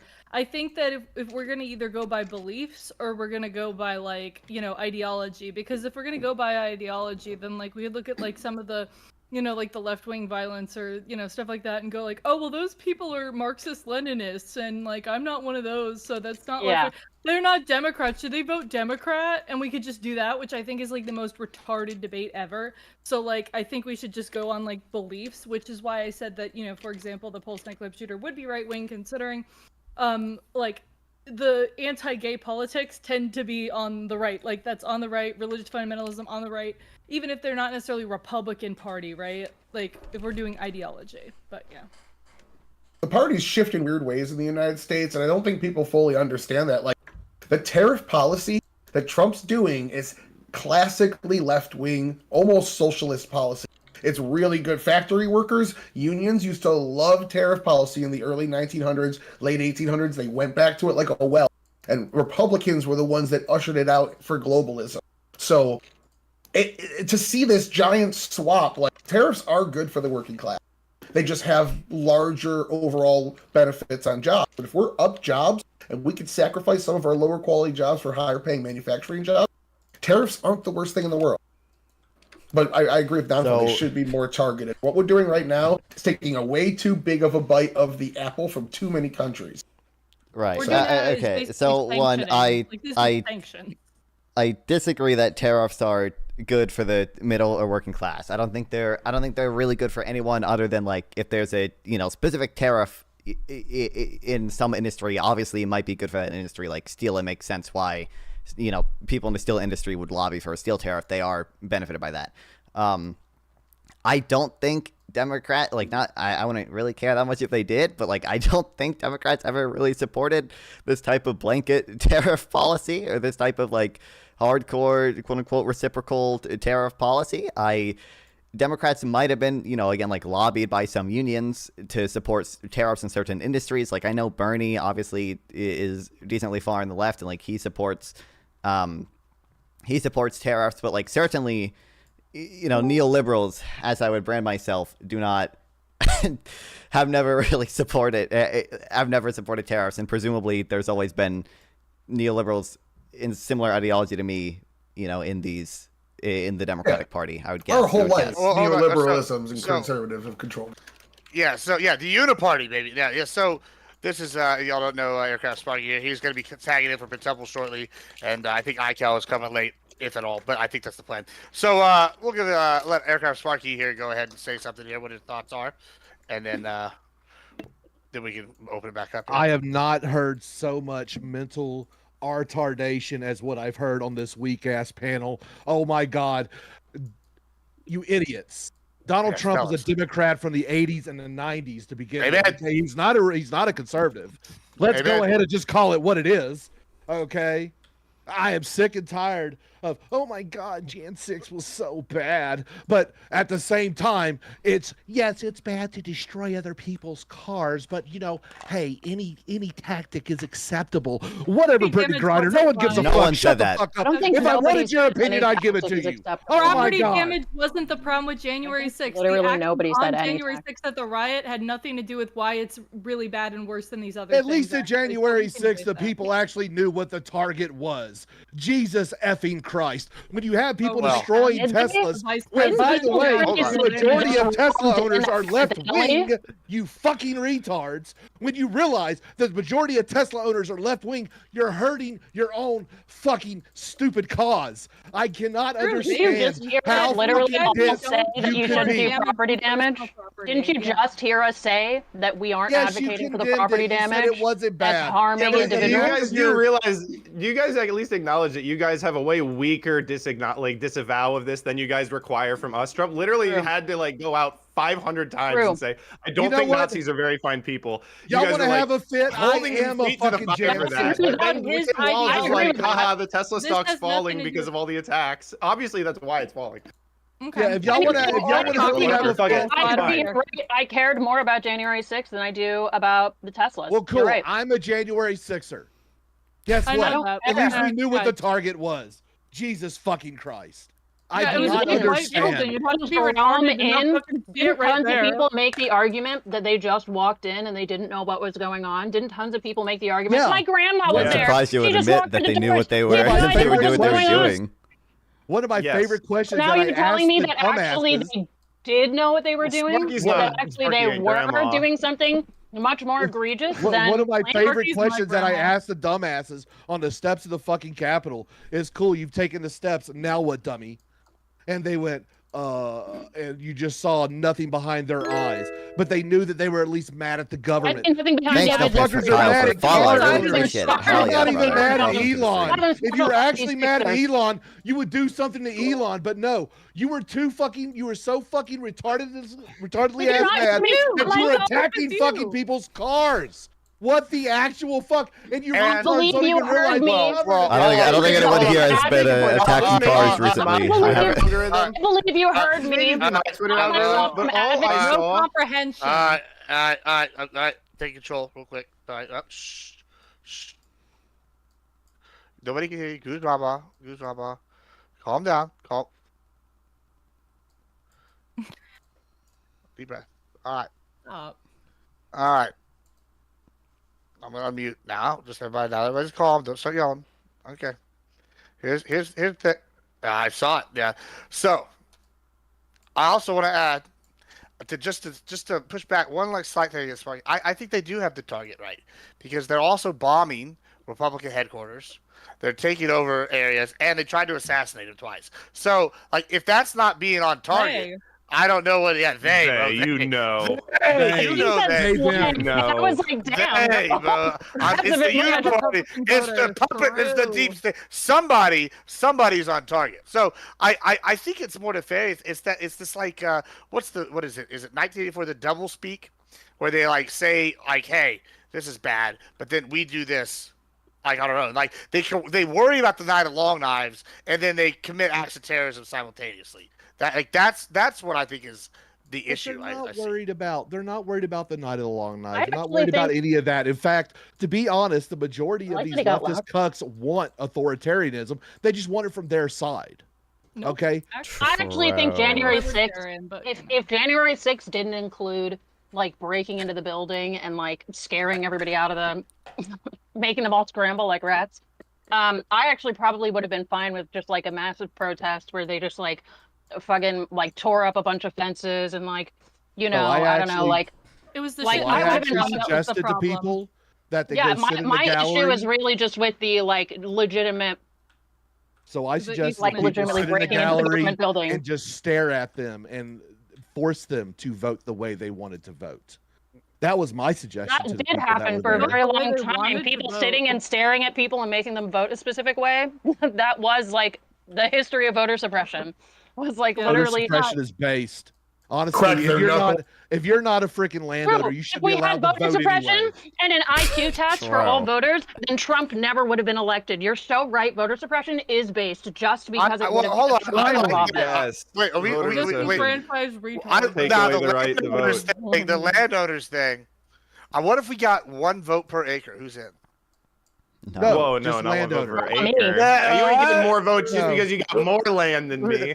That makes you more. I think that Lactoid is No, right. no, Except no, chill. Lactoid was No. almost right. The fuck? By He- acre? see- What no, the no, value hold of your on, swamp hold on. acre? Fuck your Lactoid, swamp acre. No, Lactoid made a good point. He said you're more moral the more money you have because that's basically the best way we can judge people off their accomplishments. I think he was close. It's you're more moral the more land you own. I think, and thus we should get more votes per acre. What if Let's it's say, shit hold on, land? hold on. Let's say If that's George the case, Soros. then I'm moving to fucking Tennessee. Hold on, Goodbye, hold on. Florida. Let's say George Soros and Elon Musk go out and buy 1 million acres and give all the people that want to vote with them half an acre apiece or whatever, and then they're all fucking landowners. All it is a small step now for the system that we have set up to make it. Who can play that game, buddy? I mean, there might be a few Look. Elon Musk and Soroses, but I mean, there gonna be plenty of people with like historical land as well. Look, I just see it like this, and here's the reality: we don't allow non-stakeholders to vote in companies and how they're ran. And the corporation that is the United States of America is a corporation. Hate to break this to you, that's what the yellow fringe around the flag Stupidest means. thing you've said so far. Yeah, I don't give a fuck what you think, Brittany Griner. If I really wanted, This doesn't insult me, okay? Brittany Griner's Yeah. hot and tall Brittany Griner and looks like a talented. dude, bro. All right, we're not doing this. Oh Finish my it. God. Keep Look going, like keep going. a dude. Who cares? All right, go ahead. No. Anyway, keep going. Anyway, you don't He's hot allow either way. non-stakeholders True. to fucking vote in companies. You should not allow fucking renters to determine policies for owners, okay? There are different classes of people. There are people, the renters, that have no say because they have no knowledge, they have no stake in the game. And then you have the owners that actually put their money and their ass on the fucking line. By the way, it doesn't have to be just landowners if it was under my deal. It could be civil service. It could be things like, oh, I don't know, military service, things like that. But for people that have done not a fucking thing, but fucking just leech the wealth off this fucking government, they should have no fucking say. They shouldn't have any fucking rights because they've done nothing to earn them. But what Service about guarantee. people who People What who about aren't people who are landowners going to are school leeches, who really, are, dog? you know, Really, leeches dog? You are a or leech. who- Just I ask never- your parents True. why they still pay your bills. So My real. love Wait, for friends. wait. There's What nothing per, wait, you wrong probably with wait, it. wait, no. It's Okay. hard to take anything you say seriously. Let Downfall respond to that. Let him respond. To that. Go What ahead. you probably know this. What % of Americans are landowners? I don't know and don't care. Okay. I like can Bro, double. you're Can you dumb. rock it You're or something? so Like stupid and annoying. It's like not. Hold on. I for one Wait, like let's all his take a idea. guess. Why don't we all take a guess? I'm gonna guess I for one 15. like the landowner voting idea. What about we make I it would based say on- probably. It says I would say roughly probably 60% about of 50, land. 50 to 60% of 30? the. I was gonna guess like people own land. 35. Again, I'd like say it is gotta be lower than that. Well, if you own your own Higher than that. home, you own land, right? So Well, even if you Well, have not even if you have a technically. mortgage, you're still the landowner. Oh. until they So- confiscate it. So say I live still- in an HOA right here in San Antonio. I also have a ranch, right? And I own my house, but technically the HOA still has control over me. They could evict No, me they under really certain don't. terms. How big of a Like, plot of land are we talking Bro, right you now? can't Reiner's evict number them is if you have enough 42. guns. How big of a plot of land are we talking right now that you need to own just to have a house on it? I'm saying 1 acre. 1 acre. There you go. I would So say most people more in than an cities. acre. So most people that live in cities can't vote, is what you're saying. yeah, they just be No, fucked. actually, I have no Oh, problem. you know. Wait, the implication of that. Hold on, wait, hold on. Let's just stick with that. Can I fucking- You think, Sparky, people I who would say don't the own condo land owners are do. leeches, and the majority of people in these dense cities that are the ones fucking contributing to our GDP, like 70% or something, those people are leeches? Really, dog? Yes. Yeah. How about Most those who people in the- live in an Everybody's area put where the million. federal government has to Everybody's bail put them million. out? Taking him What about seriously. people in So states that obviously receive just federal a funds rambling more than they idiot. give out? What about them? Maybe we 77 can million make it that people in the way. United This States. I don't is- listen to commie mommies. Non-fun. What do? At least I'm a mommy to you. Oh Hey! my god! First I'm Brittany Grimer, now you're mommy. Oh my god!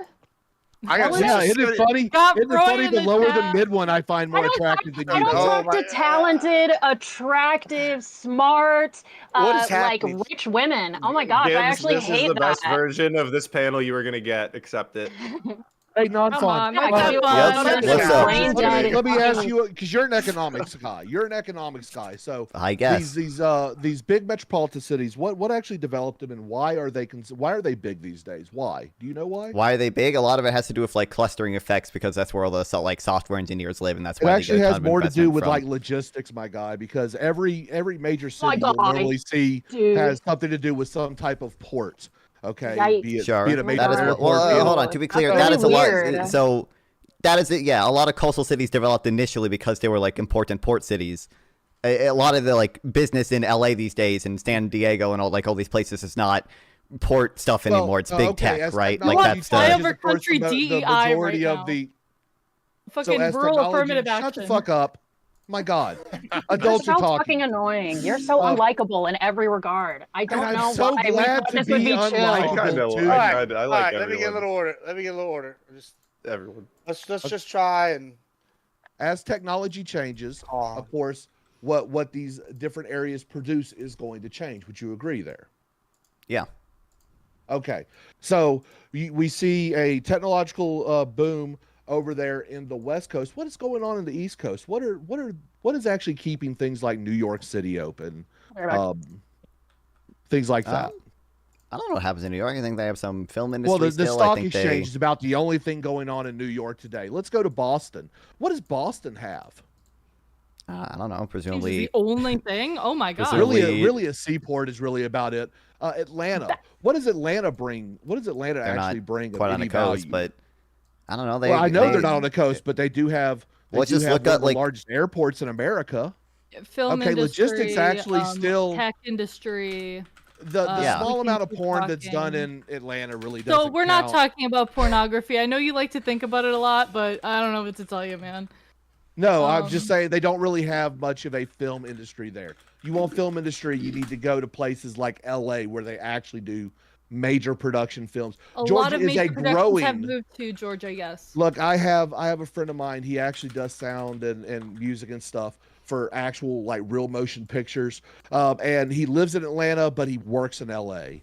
Okay, that's Okay. just Yeah, a lot of those how the places business have ties is. to LA. Oh my god, I can't. I mean, Atlanta's got a GDP per capita of $77,000. Yeah. Like, Well, yeah, Cost of living I, increases there too. I specifically sure. Atlanta's kind of hold on. Specifically, Atlanta's kind of a weird one because filmed in Atlanta is a whole like major thing. Like they have like I think Archer is produced in Atlanta. It's I think like there's a whole bunch of I don't know. pretty the much relevant, but everything. Anything DC's from per capita is FX. 200 Like anything from FX, So- I think is like made in Atlanta. Like They're moving out because of that Georgia abortion law a few years ago. A bunch of studios canceled their contracts, so well, they're that's just waiting for the interesting. leases to run out. I Yeah. see. Yeah. Well, that So might I be would It's, say, Blue Georgia. hold the, up, the to back boom, up, the boom in Georgia is changing. They're going away from film and to back entertainment. up but back up what Sparky's saying here. I just looked up New York. The top production in New York is dairy products, apples, maple syrup, cattle, grapes, onions, sweet corn, tomatoes, cottage cheese, and cabbage. Do any none of those that things, is in New York City. Yeah. Do any of those things seem like something that comes from New York City to you? Because that's the top economic input into New York's economy.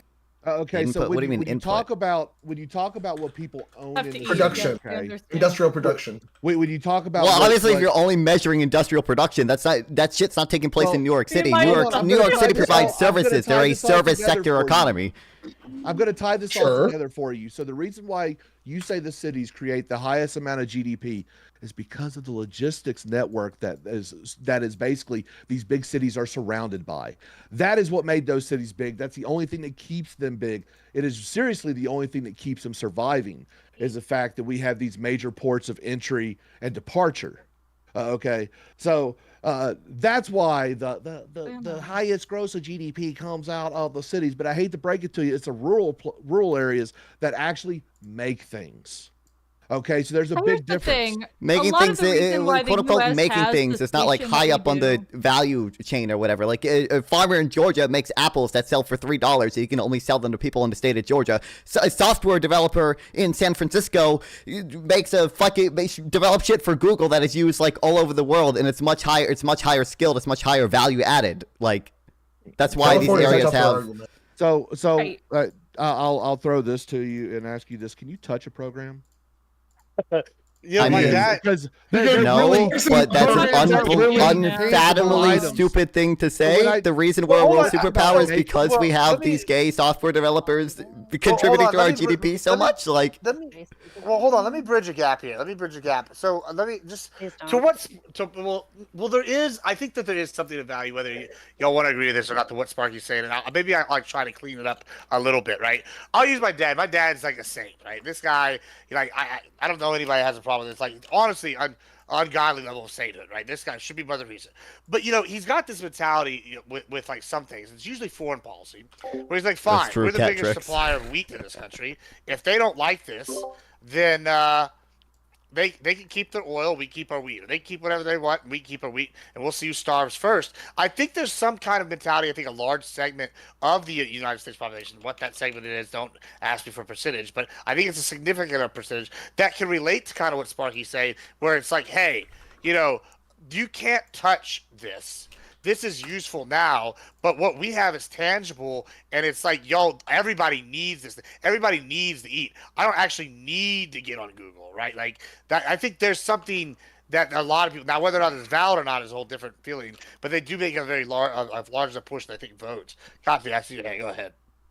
So here's the thing. Every single country in the world has agricultural stuff and produces food that everybody needs to eat to survive, right? What sets America apart from some random country or fucking, I don't know, South Sudan or whatever is the fact that, one, our success, and two, the fact that we also export our culture. Like, people know about what we've been up to in the US. They see movies in the US. They use software from the US. They, watch TV from the US, use technology invented in the US. And other people in other countries know a lot more about us than we know as Americans about them. Why is that? It's not because of our agricultural industry. I think that there's two sides of the same coin, right? Like, all is valuable, okay? But only one of the two will put us on the map.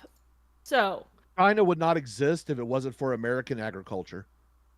I hate to break this China to would, you, but it would sink into the ocean, true.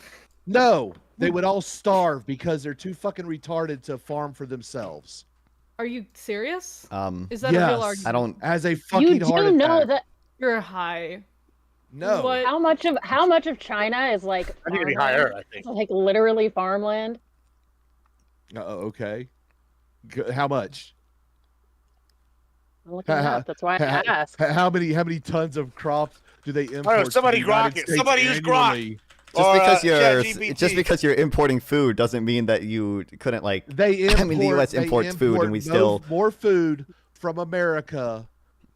Jesus Christ, they would starve if it wasn't for America. My understanding is China actually has a really big stockpile of food, and people are actually worried about it because they were on their fucking slaves. that they won't True. even grow the food for themselves. Okay. So I guess if you haven't, Are if you you haven't fucking heard kidding? of You gonna tell me I'm specialization, stupid? I guess Because all yes, of our shit is yes, made in you are fucking incredibly China. No, you're stupid. Yes, you are obnoxious. incredibly You're stupid. Yes, you are obnoxious. incredibly. Unpleasant to interact You are with. very You stupid. just say dumb shit that's not founded in any numbers, any real life. You just say shit. You just yap, okay? And if somebody here is supposed to be yapping, it's me. I'm the yap No, queen, because okay? no one wants to Take listen your to own, you. take your own Jesus thing. effing Thank you. Christ. Now, like, listen. Really though, you are we can talk unlikable. about- I we am can talk unlikable, about, and I'm okay with how that. they would somehow die or whatever if we weren't selling them shit. There's a thing called, in a global economy, people import stuff from other countries because they want those goods. Like, What is on the western geographic border of fucking China? I was speaking. Yeah, but you were talking nonsense. So let me ask you some actual brass tacks. I actually like to export goods and import them. I actually wanted to hear what you had. Total nonsense. What is this woke? What is this woke nonsense? All right. Why is he here? Straight yeah, up. well, I thought Pit-Double was For leading this. about. Yeah, But yeah. This is why I I'm brought here. this guy. Yeah, blame Pit-Double for this. Yeah, one. you're We're gonna about the let same Katya- intellectually. We're gonna let Katya go. Hey, let her finish her thought. Not and then, stimulating intellectually in any regard. He just said it's like it's like teaching a 5th grader fucking math, okay? I have a This is question. boring. This does not do anything for most of us because he is stupid and says stupid shit the whole Not fucking even time. cooking. We learned a little bit. Learned about China. Learned a imports little lot of bit from agriculture. him I haven't even or from started to other teach yet. people You gotta let correcting the- him. You gotta let the man cook. I have a question Okay? for the panel, just in general. Do you Men don't cook. is Stay out of GDP the per hold capita on. Stop. the best stop. way to measure the productivity of a place? I want to let Katya Well, by finish, definition, so- GDP per capita isn't damn it. productivity. All right, hold on, guys. So is All right, Washington nope, D.C. nope, like by No. This is what we're doing. And Buckaroo's looks nice, calm. For one, so we're not gonna. All right. All right. I don't even know why non-fonts require them to. All right, everybody. Here's Katya. All right, you go ahead and say what you're gonna say. We're not going down the rabbit hole, Pit-Double. All right, we're gonna try to keep some order because I'm losing my mind here. Let's try to let people go because I got an hour and then I have to go do something else and I need my mind right for that something else. So, goose robin, folks. All right, Katya, go ahead, finish your God point. bless. and I'll So open all it I again. was gonna say is that a lot of importing that China does of U.S. goods, a lot of that is because our goods are preferable for whatever reason. That doesn't mean necessarily that they can't feed themselves. And in addition to that, I mean, we import food from other countries and goods from other countries because we want those goods. Even though goods can be obviously produced here, different countries produce different things. I mean, and agriculture is one of the quickest things to set up production for in your own country if you had to, as opposed to a lot of the stuff that people are trying to target with the blanket tariffs that they think that you can move over a factory to the US in 3 seconds. It's a lot easier to move agriculture production, but somehow, China's going to starve, but we're going to get all the jobs back. I'm confused. Anyways, go ahead. All right, Pit-Double, you can ask your question now. I was gonna say, so is Washington D.C. by nearly double the most productive city in the U.S.? Is that just how we read that then? They have the highest GDP per capita, so they're the most productive city. No, so Washington right? D.C. is a special case because a ton of rich people live there, but don't actually kind of conduct economic activity from there. So there are cities that are going to be like that, and that's going to kind of artificially inflate the number, and also. I mean, GDP per capita is, that's output per person. For productivity on the whole, you'd have to just use input. Like, people is one input, obviously, but there's other inputs that go into into production, obviously. The only rich person that lives in D.C. is the president. Anyone with any sense and money lives in Alexandria or anywhere outside of D.C. Well, the D.C. metropolitan metro area, whatever. I mean, but it's D.C. that has that per capita, not the surrounding it's area. not Alexandria, it's not Loudoun County, it's D.C. proper, and the only actual rich person is going to be Donald J. Trump because he's ridiculous. So what's the all right? Maybe I'm the dumb one here, but hold on. I maybe fall in non-fun categories. What is the argument you're making there? Okay, when I lived in Houston, in one area. I lived in 1960 Crocodile area, right? Cool. That's like not the ghettoest place, not the nicest place, you know. But then when I lived like outside of Houston in fucking God damn it, I'm blanking on the name of the town, Katy, like right. Cool. I still said I'm in Houston. It's still the Metroplex. Yeah, I live in Katy. It's higher, but you know, it's still connected. It's just like, how far do you want to expand it out? Like, what is the point that you're making? Maybe I'm missing it. Like when y'all say this. Until it's not beneficial for his argument. That's the distance. The deal is when you talk about GDP for an area, you're not talking about the Tri-City area. You're talking about that exact zip code, that exact area. So DC does have one of the highest GDPs in America, yet it doesn't produce a fucking thing, and no one of any actual value lives there, with the exception of the president. Everyone else lives out of town, and the reason why is because cities are shitholes. They pretty much are. Most of your really rich people don't live in the city; they live outside the city, commute in, because they don't want to deal with the rabble that the city is. Yeah, and they don't have to, you know, be at certain places at certain times if they're that rich, and a lot of the stuff they can do, they can just hire people for. Very true. I mean, here's the thing: if you don't like cities and you don't want to live there, then don't. I mean, like, we're talking about what's necessary, what's not necessary. Like, both things are necessary. Okay, rural areas are necessary for some reasons, and what goes on in cities is super, necessary, helpful, the like for production for other things. Okay, we are a country. Countries have urban areas and rural areas. Okay, we could do this. I'm like actually not saying cities are bad. But okay, non-fawn. You did one second ago, but No, I just said they're shitholes. There's a difference. They're shitholes that are actually needed. Okay, all right, hold on. We actually need shitholes. Genius, not bad. Shitholes. Let me go to Tyler. I don't know if I even want to get the differentiating that. Get Tyler. Go ahead. Yeah. All right. So I might have misheard, but I thought I heard someone question that you can't touch a computer program, somewhat questioning the legitimacy of intellectual property, and I was just wondering if that could be clarified on a little bit more before I could go off in that direction. I actually think that intellectual property is an important thing. Rights to intellectual property is even more important, and the ability to be able to copyright, patent, different things, trademark, whatever techniques are needed in order to protect that IP. I find that stuff to be very important. The actual deal is, at the end of the day, okay, if a solar flare happens and cuts out your electrical grid, what good is that program going to do? Okay, that's really more to the point.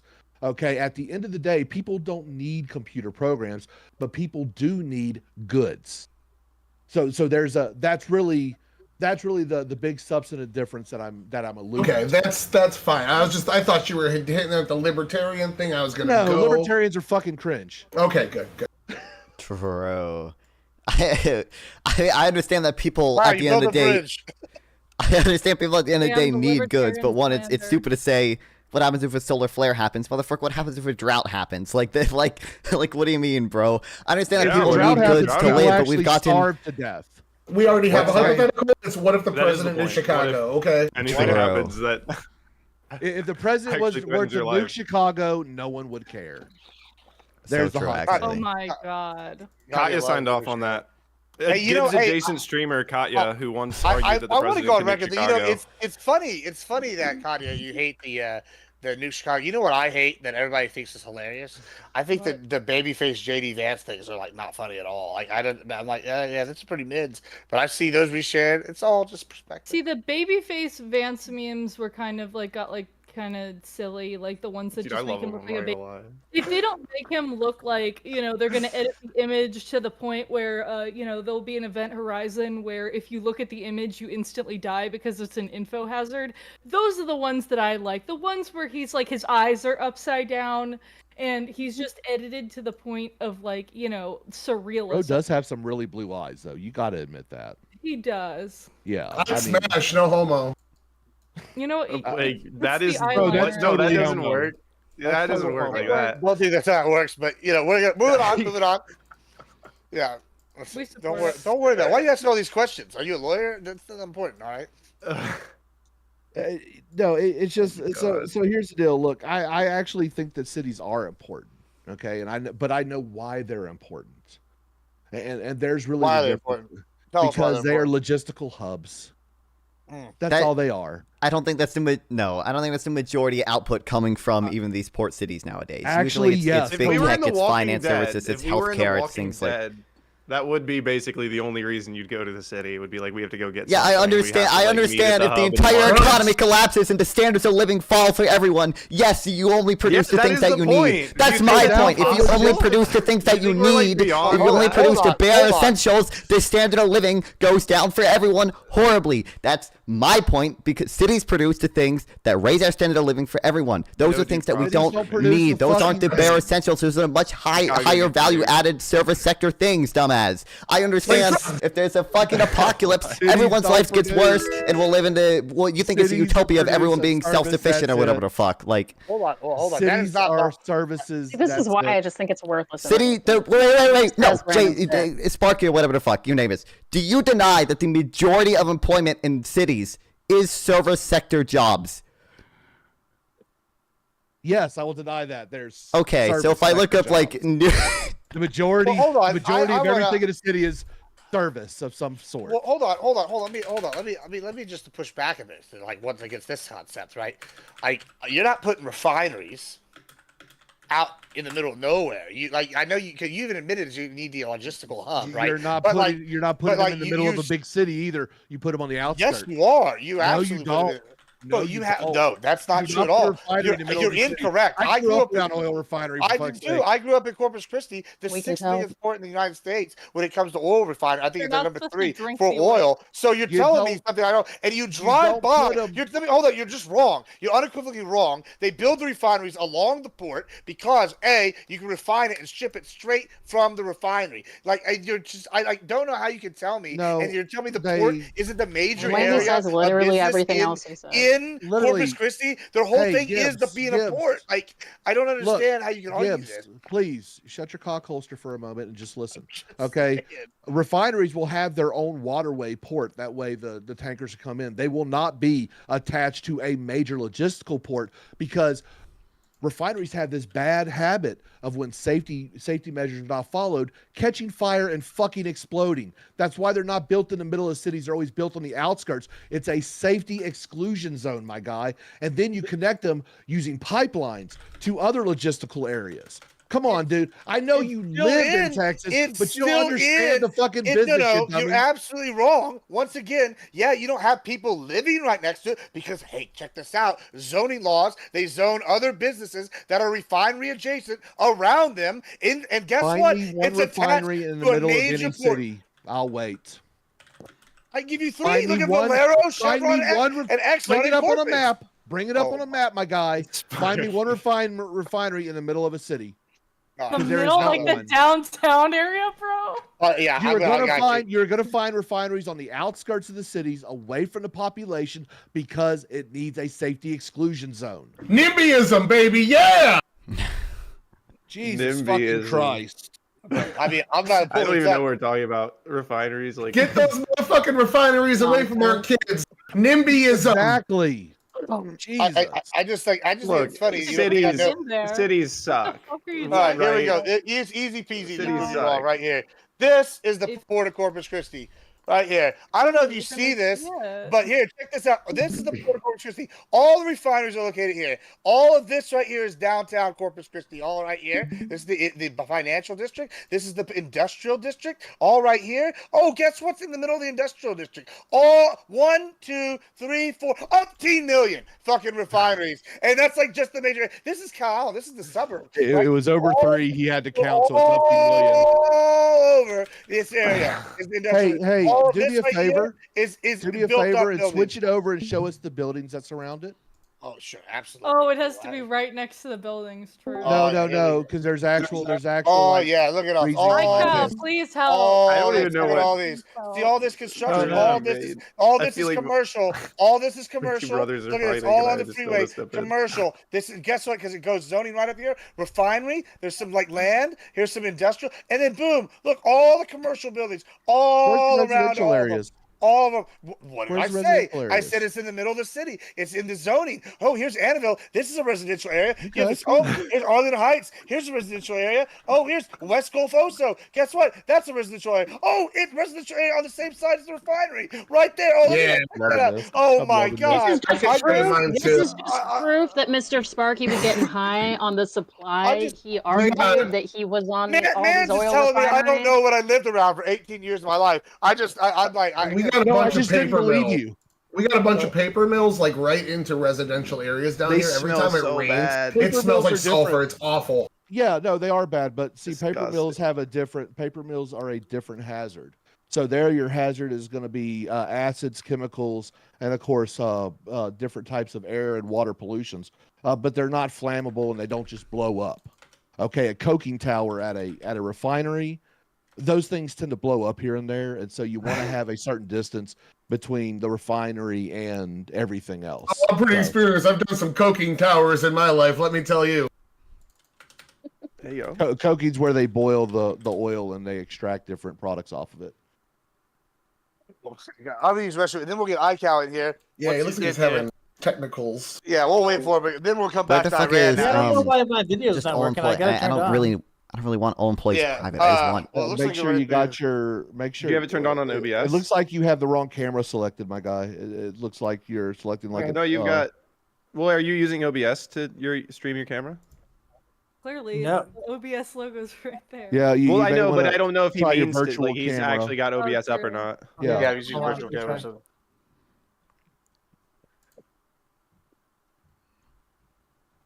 My guy, This is my guy. Hey, word someone's of the bitching night. about my guy. My guy. Hey, my guy, relax, Hey, my my guy. guy. You Relax, don't know my where the guy. No, I refineries can't- I are, my can't- guy. I can't say most of the words I'd like to because this is Twitch, and it's good. ran by gay furries. So I don't want to harm anyone's channel, man. Yeah, don't harm my channel. Yeah, dude, I'm not that guy, man. You gotta make if you're making money, I don't want to impede your money making. Shit. Yeah, that's good. That's good. I appreciate that. I appreciate that. What is happening now? I cow. Get him in here. Yeah, I don't know. I don't know what's happening. Okay, hold on. Let me keep trying something. Yeah, he's got this. Well, I this is probably count- a See, good it worked Hey, in the transition preview. for me to dip No, out. check it We'll out. let Temple here get a shot. You know, tell us. Hey, what get you a do. turn. Hey, what's Hands up? Baseball starts I again see. this weekend, so the baseball I streams know are what back. happened.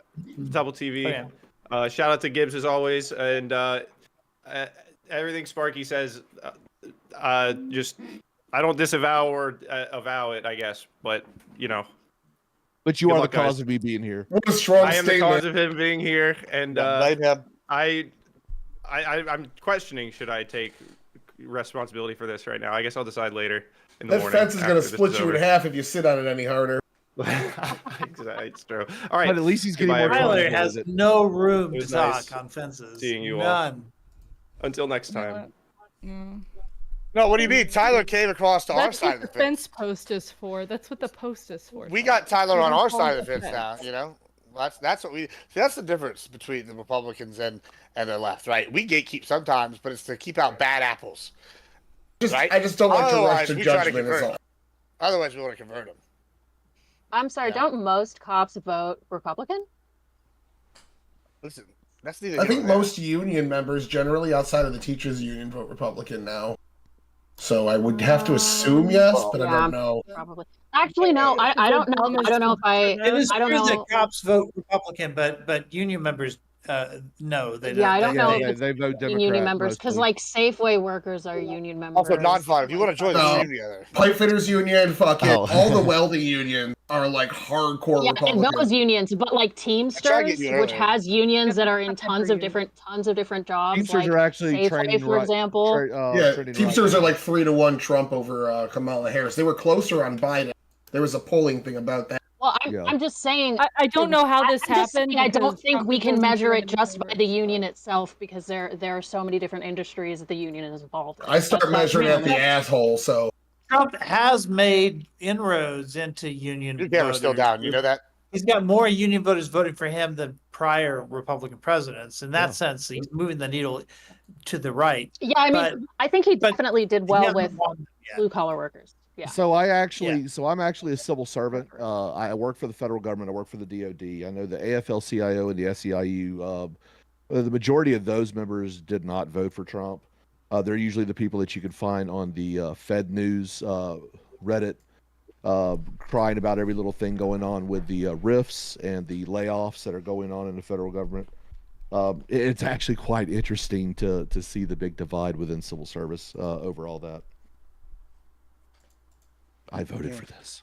Let's go. Yeah, well, we will come back to that in a second, but like, because I want to talk about what we voted for, because but I count. Do you know your camera's still down? What? It's up It's for not. me. If you hit try again, Yeah. click try again. It actually will show it on our side. No, it's it's working. It is You're working. good. Oh no, No. you're good. No. God damn it, Gibbs. Look at Okay, your all screen right, before you yeah, say yeah. something. I got it. It was right. Why do y'all doubt me? Y'all act like I've never used Discord before. Come on. Well, no, there was a thing on his screen. Oh,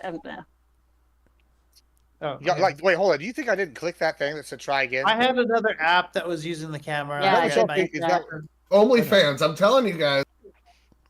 True. Yeah, these Only guys don't think I beards. clicked the try again button about 5 times. Like, He was running nothing only happened. beards. I Really, like it. still didn't. This is Yeah. called a debate flow, and I had my camera pointed to one of these and project on the wall so that everyone else can take notes in the same way. And I forgot that it was on, so that's off. Nice. Wow. Nice. So, yeah. Let's talk about Iran. We were talking about Iran earlier. What is your opinion on what we should do about Iran? I know that Sparky's got opinions. I know you have opinions. Should we intervene, take out Iran? What do you want? What do you think we should do here? What's your opinion on the stance? Me? You're asking me? Yes, you. Yeah, I don't know. Like, I'll put it this way. Like, there's a lot of outcomes that could come from this that I don't know how to calculate. So in terms of if I'm just doing a pure utilitarian calculus, like, I think I think because there's so many unknowns, I think that's one region where adding to the list probably isn't going to make things better. It's probably going to make things worse. But I'm open to this chaos theory that says good things might come out of it. I don't think it's impossible. But Iran has its fingers in so many parts of the world there in terms of the Sunni Shia conflicts that are happening in Yemen and in Syria and places like that. Something has to be done to address them, especially something that can prevent them from getting nukes. So, if the result of this is that significant facilities are prevented from developing nukes, I think that would be a good thing. But the other option is they've got them and they're going to use them, and that would be a bad thing. So, I just don't know. Like, I can say, oh, this is bad, I don't want to go to war with Iran, but I don't know what my counter proposal would be in terms of like how to deal with that region right now. Mark, you have opinion. I know you. I have different lots of opinion. opinions. Yeah, go ahead. Currently, there's 6 B2s down at Diego Garcia in the middle of the Indian Ocean, projecting a potential strike against Iran. Striking Iran would be fucking stupid. It is strategically ridiculous, and really, we should explore diplomatic avenues before we actually engage with them. A land invasion of Iran is damn near impossible because of it being surrounded by a bunch of mountains that are damn near impassable. I'm sure we could send in airborne units, but that can't send artillery and stuff airborne in any real fashion that matters. It's Iran is the one place in the Middle East that's never been colonized. Well, it's Never. no, it was. It absolutely was. How do you think the Persians fell? They were colonized through conversion of Islam. Well, I mean by the West. It's not the well, yes, by the well, no, because we actually built up Alexander the Great. we built guess up they the did. Shah. We built up the Shah. Well, he's talking about the West, the modern Yeah, West. but that wasn't The an modern he's invasion. right in West, that. yeah, I guess. Yeah, that was yeah. You're Obviously- right. You're right in that aspect. But see, Yeah. here's the deal. The way you actually change the culture there is you have to, pardon me, you have to do it through religion. That's the only thing that's ever worked in that region. When the great Khans came across the plains and took over the entire Middle East, the way the Muslims beat the Khans was through religion. They forced conversion on them by not listening to them. They denied all of their power until the Khans actually agreed to convert to Islam. It's the only way you can change that place is going to be religiously or culturally. Going by force alone, culturally, will not change them. It's just the way these people are. It's how they're built. Look at Afghanistan. Afghanistan is still living in the 20s for Christ.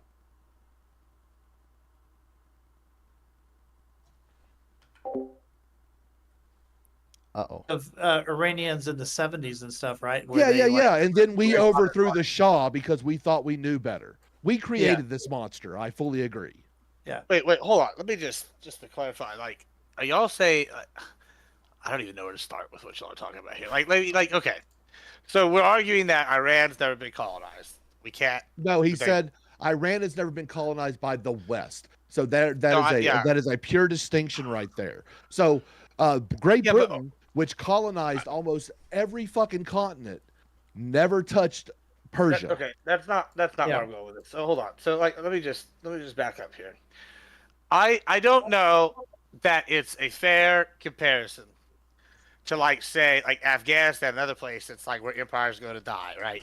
With saying, okay, we failed with westernization in these two countries, right? Whatever, I don't remember who was it. Was it McCain that said we need 100 years if we really want to I absolutely agree with that. I think given enough time, money, and patience, anybody can convert or colonize anybody at a macro level, right? No. It's just it's what absolutely with time, money, and patience. Yeah, that's what will happen. Please do me a favor. Please do me a favor and show me what show me where colonization worked in places like the Middle East, because it really hasn't.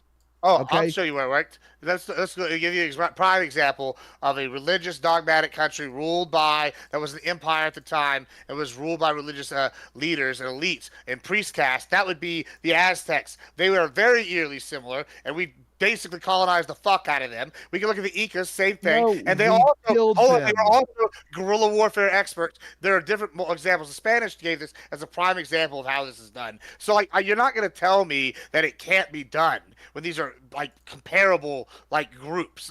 It's just seems pretty successful. We killed off the Aztecs. That's how they colonized Mexico and Central America. Okay, that isn't colonization, dude. That is called ethnic cleansing. There's millions of people with Aztec Aztec bloodline now to this day, though. That's the big. Yes, they have Aztec bloodline but to tell you the truth, dude, they were fucking raped out of existence. That's not true. That is true. That is literally true. Welcome to history, my guy. It's not pretty. Wrong. It's wrong. But go ahead. I count. Okay. Ironically, that's why a lot of people have that blood, actually, is, because of, the things that the Spanish generally did in these areas. It's not even the Spanish. Okay, go ahead. I just want to know where, because, I'm a one-issue voter. I'm always focused on Ukraine. Iran is a staunch ally of Russia at this point. If tension with Iran ratchets up to a point, isn't that going to interfere with Trump's relationship with Putin? So here's the deal. The reason why Iran is a staunch ally of the Russians is because the Russians are ostracized, and so is Iran. Yeah, if we could actually normalize diplomatic statuses with Iran, this would actually be a good thing, right? So I think he empathizes with Putin on that. And I think that's he keeps saying things like that Putin and I have been through a lot together, stuff like that. There's this special relationship between them that he keeps alluding to. Well, he happens to recognize that it's the second largest nuclear superpower in the fucking world. It would behoove America's interest to actually have some form of diplomatic relationships with them to help prevent future nuclear wars. Would you agree? So do you think if Iran felt the need, felt like they were being threatened by the United States, if we're actually going to war over this, then all of those drones that they're supplying, those Shahed drones to Ukraine, they're going to start needing to use stockpile for their own use. I would This might actually. be bad for Putin. I would actually suggest that what would be better for America and America's interest is to actually develop true diplomatic relationships with Iran, allow them to engage in the global commerce, and we can actually work on doing things Like where- USAID? No, God, no. Actually do actual diplomatic work and not do subversive bullshit. You know, do some things in good faith for once. I know America has a real hard time doing that, especially with our diplomatic missions, but we should really try doing it for once because it worked actually pretty good in Japan. It worked pretty good in post-fascist Germany. If we actually do some legitimate diplomacy and we actually start working with people instead of just purely against people, we can actually do that whole changing hearts and minds and stuff that they talked about during the war on terror. Well, which we are I spent trying to about change 20 hearts and plus minds years of of my the life European working with. Let's go to Tyler here real quick, and then we'll come back right here. Tyler, go ahead. Yeah. All right, so I kind of wanted to touch on two things. One to Icon, one to Sparky. Sparky was worried about the ships that we have parked down in their coast. And I think a lot of that is saber rattling because Trump is making demands out of them and threatening to bomb them afterwards. I don't He did think that to North Korea too. Dude, Yeah, Sparky I don't earlier think- was saying Yeah, the boots on the ground concern. I don't think that's cities something are the Trump entirely administration useless because wants. they the don't produce people want. anything I you don't can think we're touch. going to They see just that. make All he's fucking doing is software. threatening bombing to get them. Like- to I take would attention. never argue that Trump actually wants to do an invasion because an invasion of Iran would be strategically and tactically stupid. Yeah, I was just Okay. alleviating your concerns there. Yeah, that's all. no. But the whole this whole saber rattling thing does not really work with these people. They actually, culturally, they see it as a challenge and one that, especially if you are considered the quote unquote great infidel, one that they welcome. Okay, because Sure. they believe they have the righteous armor of Allah. But Okay. maybe for them, but if you look at Iran, I think Trump is using Iran as a proxy to show Russia how serious he would be in this situation. Iran's defenseless. After the drone strike, I brought this up earlier. After the drone strike, hold on. After the drone strike into Israel, the 60-something drones or whatever that Israel shot down and their allies and shit, Israel hit them back. When they hit them back, they took out significant parts of their air defense. So a lot of their air defense is hurting right now. That's interesting. Hold on, that's interesting. Let's engage with that. So we have 4, 5 tangibly leftists on the panel here, of varying support for Ukraine. Who here is is being like on the left here is pretty much heavy support for the Ukraine? All right, cool. So when I asked this, so Tyler brings up a good point, right? Iran supplies a lot of drones to Ukraine. Wouldn't that Russia? They don't actually to supply. Russia, right? Sure. Yeah. Yeah, Ukraine's drones come from Turkey. I'm going somewhere with this, and I just want to see. I'm just trying to see what thoughts are. Who on here on the left, would be in favor of this in the aspect of hey, we're hurting Russia's war effort because they're not going to be supplying the drones. Is that something y'all would factor in? Or are y'all against Iranian involvement? Because I feel like this is kind of interesting. Yeah, that's what I was saying earlier. Earlier when I did the intro on this, if we hurt Iran, it hurts Russia. That's the close you did ally. mention that. If we hurt Hamas at the same time, Hamas, when they had those tunnels first built, they were bringing Russian officials in to tour them, to show them off, to buy weapons off of them. We hurt these Middle Eastern countries that are paired with them, even if they are only paired because they're ostracized. Hurting them hurts Russia. Absolutely. Even the perception. Let me go to. They're going to need those drones is going to cause them to stockpile instead of send them to Russia. I think. Let me go to some of the people who have been quiet for a second. Let me go to Buckaroo here. What do you thought, sir? Would you be in favor of this to hurt Ukraine? Help Ukraine? You know what I'm trying to say. I'm in support of helping Ukraine. I don't have many really strong opinions on this. I have to admit, I'm not as well versed on the international relations. When it comes to helping Ukraine, I'm in support. When it comes to Iran, fighting with Iran, I don't really want to be starting wars or starting other interactions if they can be avoided.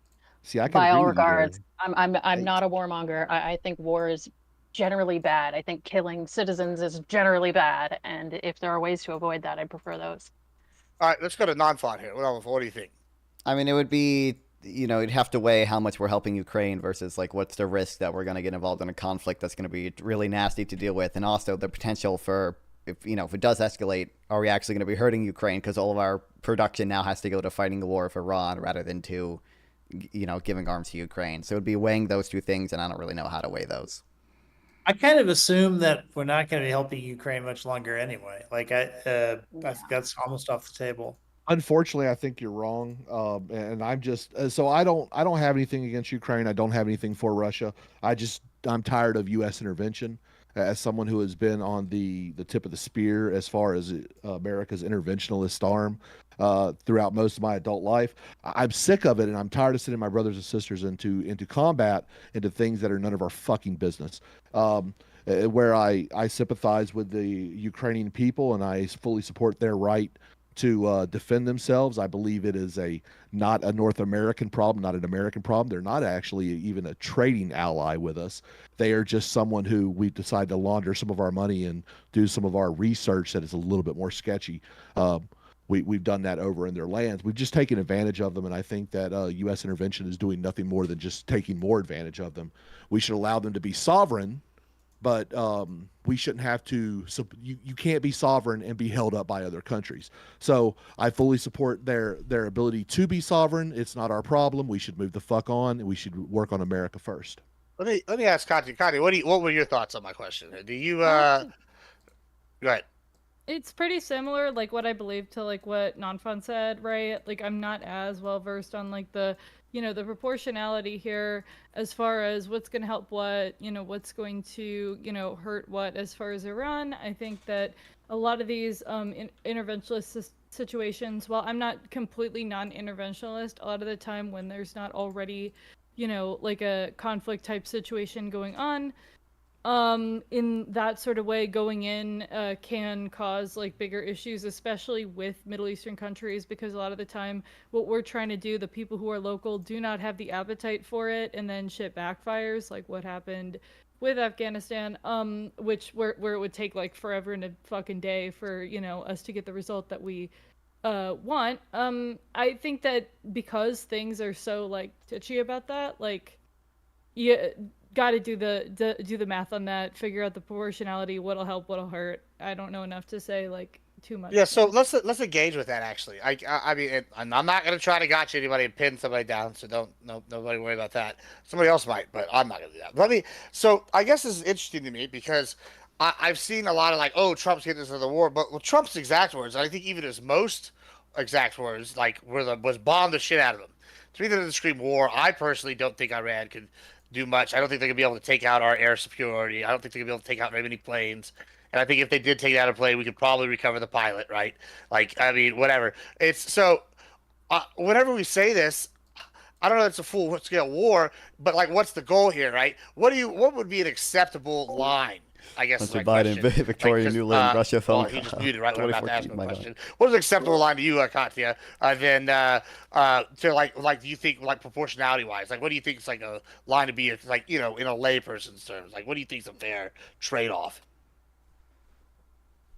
I really can't say. That's super hard because we have so many moving parts here, and it's really difficult to see kind of what the eventuality of it is, because if it's like, okay, we get our desired results and they're an ally, but like a bunch of people die or whatever, I mean, depending on who and how many, I mean, and what effects and how much of an ally and what result, obviously like the proportionality of that might be, worth it, but might not be. I mean, if we're talking about not going in, will worse things happen if we were to not? We don't know because we don't live in that world, and I don't know enough to say that exactly.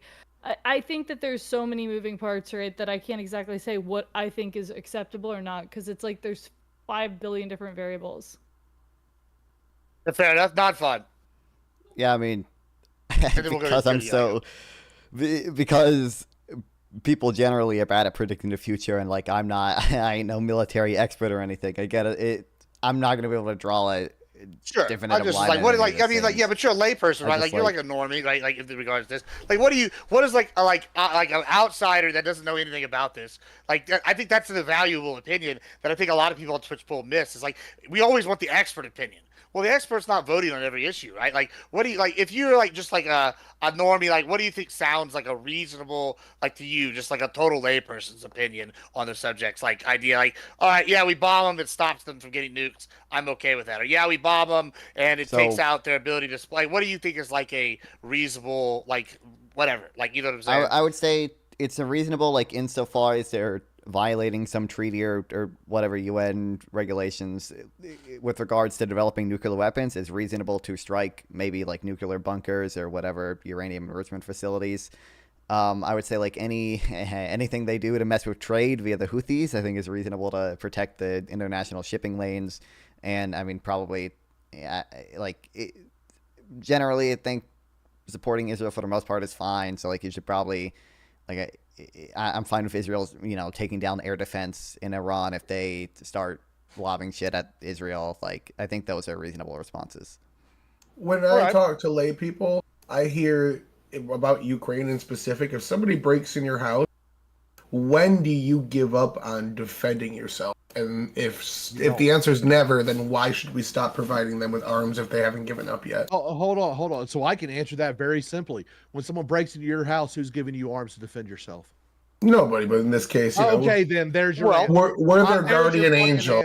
We're their guardian angel. Hold on. No. I don't agree with that either. Shit. We're the guardian angel. Fuck right off. Son of a dumbass. Let me give you. Hold on. Let me give you a for you. That's some fucking bullshit, man. Hold on. We can't be there for that. Hold on, Tyler. I want to go to ICAO and say, but let me just ask something here.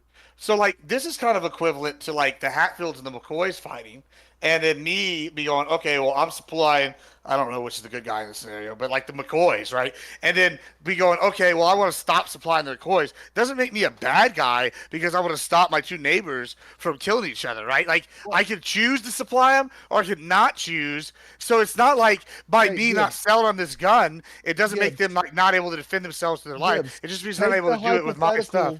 Take the hypothetical at face value. If someone breaks into your house, how long do you go before you stop fighting? The answer is never, because it is your house. Right. And then Tyler follows up with, that's why we should supply weapons to Ukraine. No, because no one is supplying me weapons to defend my house.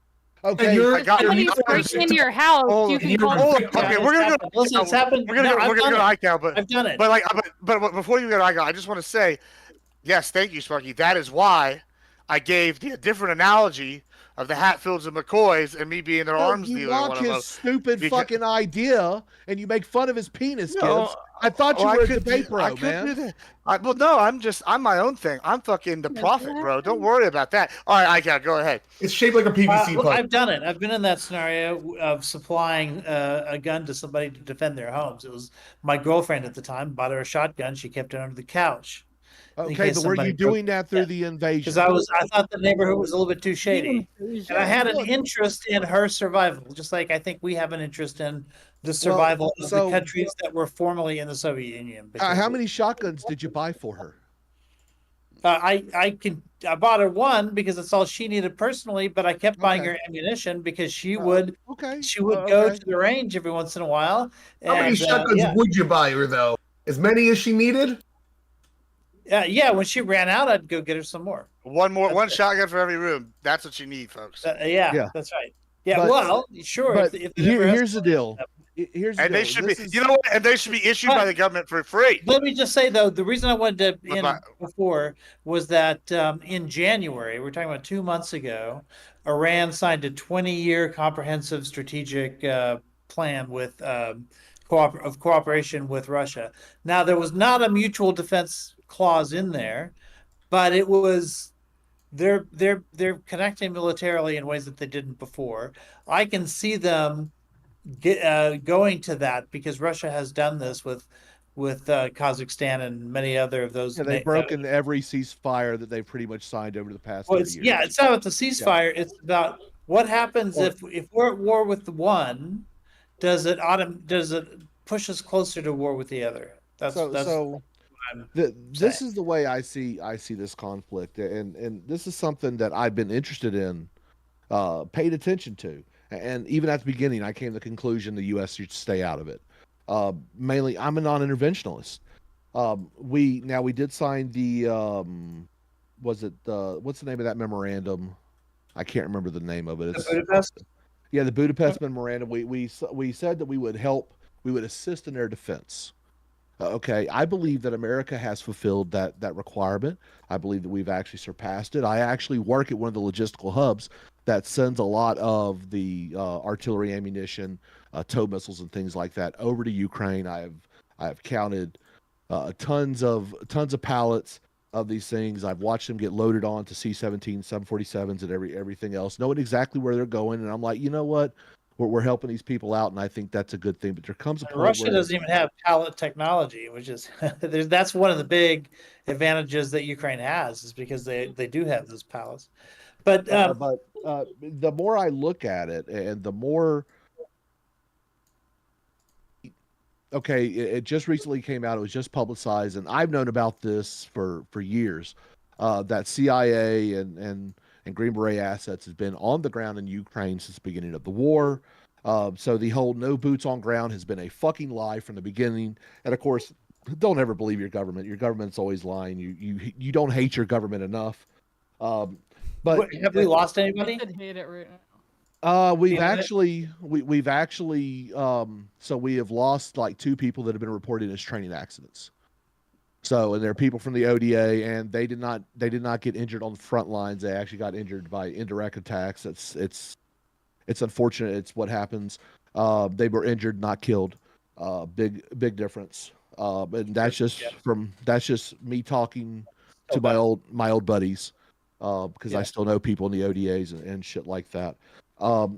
We've got people over there that are basically, we're training them how to fight. Are they still operating under this administration, or is this just all under Biden? Well, yeah, they haven't pulled out yet. But the deal is, now they are being limited a little bit more in what scope they can do. I think Trump is on somewhat the right path. I think he's doing it the wrong way. If I was in his position, I would actually handle the Ukraine situation a little bit more aggressively. And I would do it by cutting off both ends. I would. But first of all, I look at it like this. This is not a threat to U.S. sovereignty, U.S. trade, U.S. anything. We actually have no real relations with Ukraine. We don't trade with them. They are not our trading partners. We do not get any resources from them. We get no benefits from them. Hold on, Gibbs. I see you, but hold on. Okay. You're me on my own panel. Europe, like 5 of us. Yeah. But Europe Gibbs. is the one. Europe is the one that is most involved. They're the one that is most threatened, and of course, even some people in the Middle East. So, just from a geographic reasoning, we have no interest, literally no interest. And the not even the minerals deal. The minerals deal, until it is signed, we have no interest. Well, so right now, hold on. Let me just let me get order. Let me get in here. All right. We're gonna do this. You all gonna be on a chance. We're gonna do closings now because we're about 9 minutes out, and I have to shill for a moment towards the end here for some bullshit because we got a bunch of stuff coming up, and I need to do some hype. So we'll start with Tyler. We'll give you your closing thoughts. Give us all your promo stuff, any events you got coming up, all that good jazz. Go ahead and start us off here. All right, everything I said was correct. Anyone who disagreed with me was wrong. As always, the only thing that matches my intellect is my empathy, so you're welcome for the right opinion given to all of you by me. Average Debate Enjoyer, Av Debate Enjoyer on Twitch, Twitter, and X, and all that fun stuff. Yeah, I do OnlyFans too. Come check out my asshole. He's joking. Twitch. He does not do OnlyFans. That's God damn it, Tyler. Every time.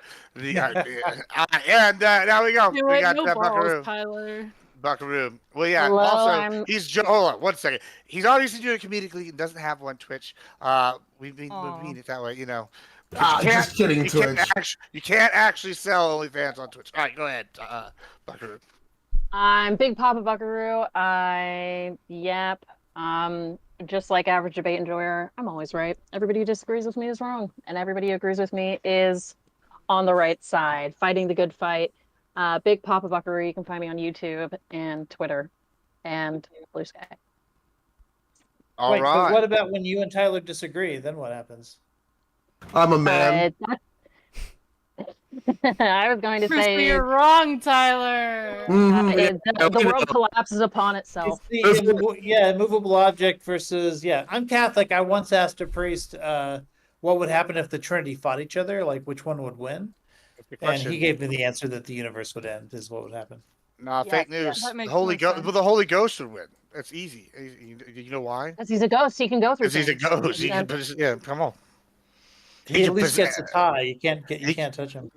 Yeah, he's ethereal. All right. Anyway, go ahead, Iko. Give us your closing. Bubbly room. Okay, so I'll just say this because this is what I would have argued if we continued down on the subject.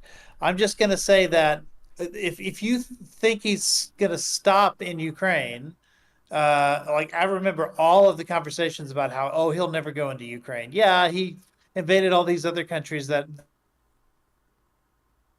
then he did, and then there was the big conversation. Okay, but that's it. He just did.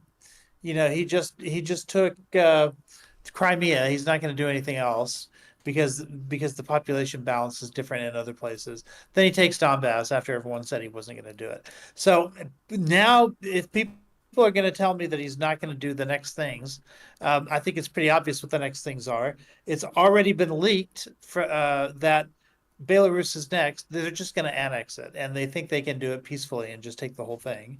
Then they're going to want a land bridge to Kaliningrad, which means going through Poland or Lithuania or both. And they've already been sending their little green men into the Suwalki Gap to establish the idea that those people should be able to break away from Poland or Lithuania or both. So it's just going to keep creeping. So my argument is just that, and I'm glad Jason's right after me, so he can correct me on all this.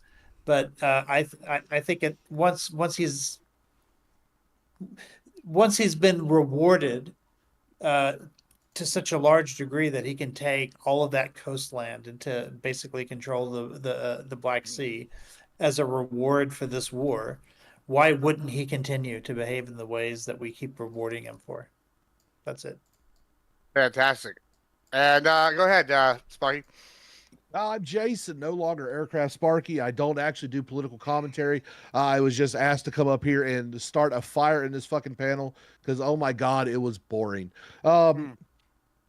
I'm a U.S. military vet. I'm currently doing music and animation because entertainment is actually how you change the culture, not through long, boring ass panels about things that don't bother us. When it comes to like Ukraine, Europe's problem, not ours. There is no actual U.S. interest in Ukraine. In order to be sovereign, one must be able to self-sustain.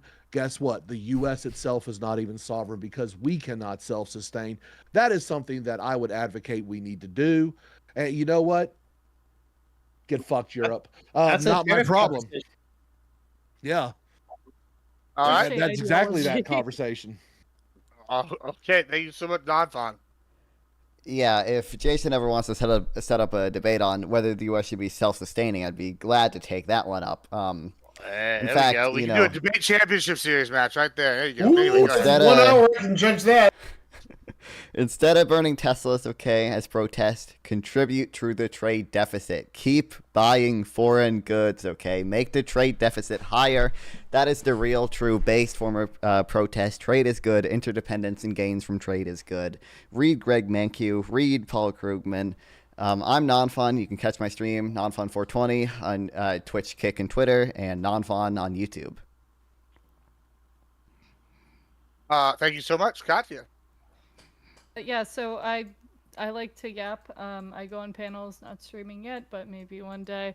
I also have a headache right now. But yeah, just follow me on Twitter and Blue Sky. It's Premier Katya. As for my closing whatever statements, yeah, I do think we need to do kind of, international trade and promote international relations. I do think that we do have at least some kind of, duty to help Ukraine after we made, kind of a deal with them that if they were to denuclearize back in 1991, that we would, assist them if they were invaded. And here we are. Secondarily, I think that it is a legitimate problem that Russia is creeping along. I mean, I personally think that Obama should have probably gotten kinetic with with Ukraine in that situation with Russia back in, the day when we started off with, after Crimea with the Donbass when we were in that position. But he didn't, so now it's a much bigger problem. Darn it, Obama. Thanks, Obama, to use a meme. I'm joking. Okay. So yeah, I'm in pain. I have a migraine right now. Yeah, all right. I understand. I also have a migraine. But on that note, thank you all so much for coming. I will let y'all know next week's topic soon, and we'll get going to it. I'm going to dip out now, and I'm going to, by the way, the show's not over now that I'm leaving y'all. I'm going to give y'all some highlights for coming up stuff and talk about a few things. But say bye, everybody. Adios. Thank y'all for coming. Bye. Appreciate it. And feel better, Katya and Gibbs. You feel better, he's Gibbs. See you on. guys. Hey. Feel better, Katya. Ico. Yeah, dude. Foreign policy is kind of one of my things. I enjoy foreign policy a lot. But it's mainly because most of my adult life has been going overseas and enforcing the foreign policies. So I see how we've been fucked over year after year over our fucking bullshit statecraft. There's one thing that we can agree on, and that is Europe has been underspending in its military, and they've been depending on us too much. And I think it's a great thing that all these countries in Europe are now pumping up their military. Oh, dude, I'm actually stoked for that. The problem is, and here's the problem with them just now stepping up their defense. Germany, which is probably the most advanced of the European landlocked states, and they're not completely landlocked, I understand. But Good night, everybody. Hey, good night. Nice seeing you again. I know, Katya, I came in hot, but I was actually told to come in and start shit, so that's what I did. At least you didn't show I'm your here dick for this time. Bloodsports. I think Bloodsports is fun. I'm here for that. Wait, did he show his dick a different time? I'm scared. No, What At happened? least 2 or 3. Okay, don't care. You guys talk about tariffs and stock market? Not really. It kind of came up a little bit. Presumably next week it'll be a topic. We'll see if they actually end up going through. Who knows? Who knows?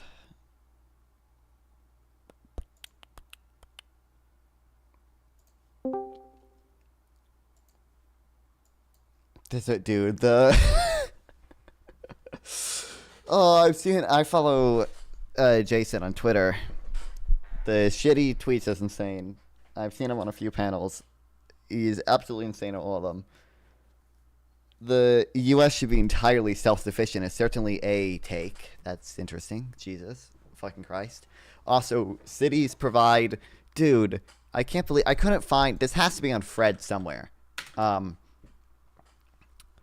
I just want, like...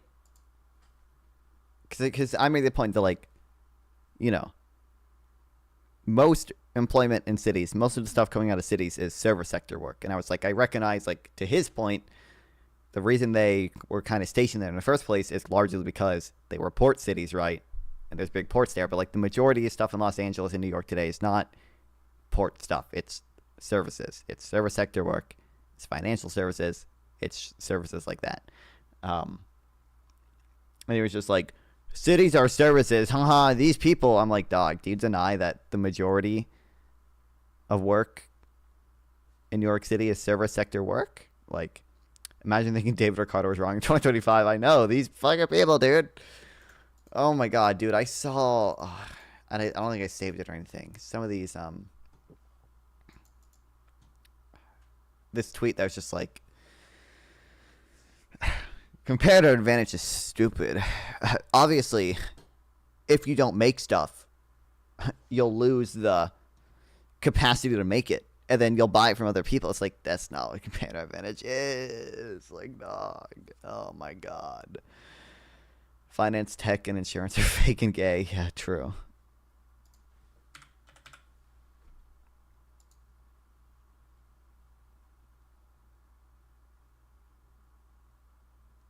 We're gonna win so much.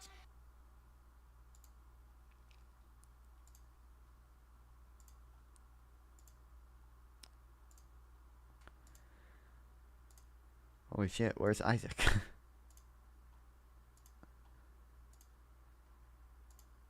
Am I not following? I swear to God I'm following Isaac.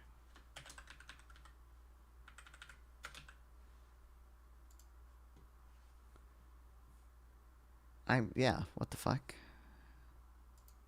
When they run by what they do now, instead they smack them with the baton. I don't know if y'all saw that video. Oh yeah, in the head. Bro, that was crazy. Didn't she try to be like, it was an accident? That is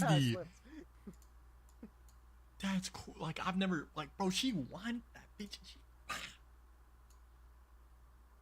LeBron screaming. Does this have the video that I was supposed to see? Screaming? You know, that's a pretty... Boom, boom. Hit the rollie, start with the rollie. Wow. I'm playing the original SimCity, and now I'm playing a game called Theoville. Dude, I want to play the fucking original SimCity shit, but all that shit is fucked. I have SimCity 3000, I have SimCity 4, and it's so fucked. I have like 5 different mods that's supposed to make the fucking game work, and it still won't work in fucking 1440p. Anyway.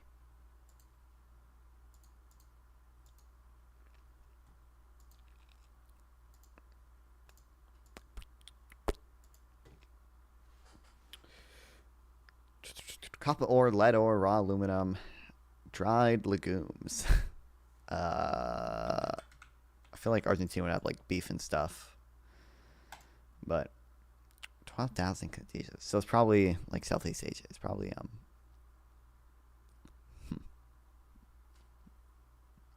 maybe Australia would have more shit too. Less than 1 billion in exports though. It's pretty small country. I don't know. New Zealand. What the fuck? Syria, all these countries would have like oil.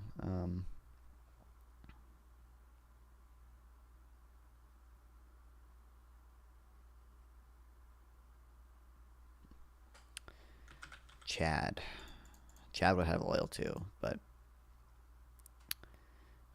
there's no way it's a European country, right?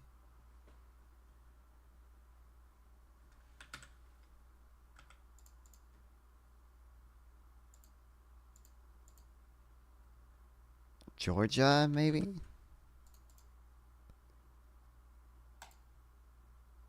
Isn't that, fuck, directly west of Georgia is a fucking sea. Then right after that, is that one of the, what would it be?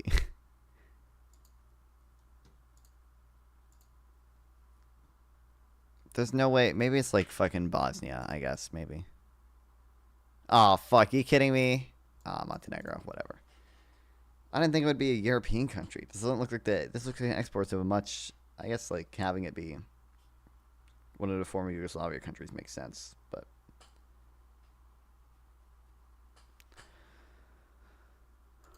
Fuck. Anyway. Dude, the Formula Gate shit is the dumbest fucking...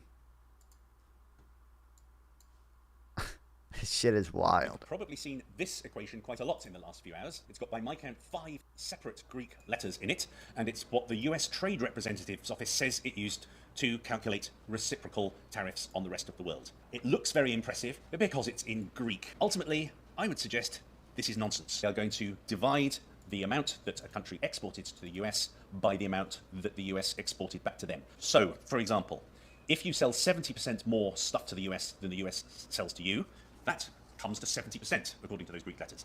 That then becomes this number here in this also very famous chart now, which is described here as the average tariff charged to the US. That's not actually what it is. It's not a measure of trade barriers, it's a measure of the trade gap between two countries, caused by whatever means. Now, to give you an idea of how ridiculous this is, let's take Bangladesh, which apparently has a 74% tariff. Dude, these like Bangladesh and Cambodia and shit, like having... like, I think Cambodia had 97% or something. Yeah, Cambodia 97%, like, dog. Yes. What that actually means is that Bangladesh is a very poor country that can't afford to buy much stuff from the US, but that is very dependent on exports, which it's able to have some success in because its people are paid very little money. It's a measure of the imbalance in the trade relationship, not a measure of the trade barriers that Bangladesh is putting up.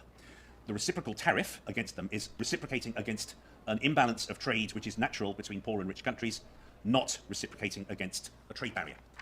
There is a definition of reciprocal tariffs, which doesn't need Greek letters, which is very simply, you tariff us, we'll tariff you the same back. If you have a 10% tariff on our light trucks, we'll have a 10% tariff on yours. That's not what this is. This is returning to this, frankly, Greek, if not double Dutch.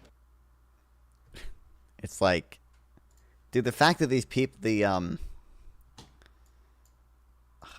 people are like denying it too, because these people, they're people who, you know, figured out before they announced it, like the formula to get to it, and like it's literally exactly, it's like exactly accurate. Like the R, like someone made a chart of it where the R squared was 1.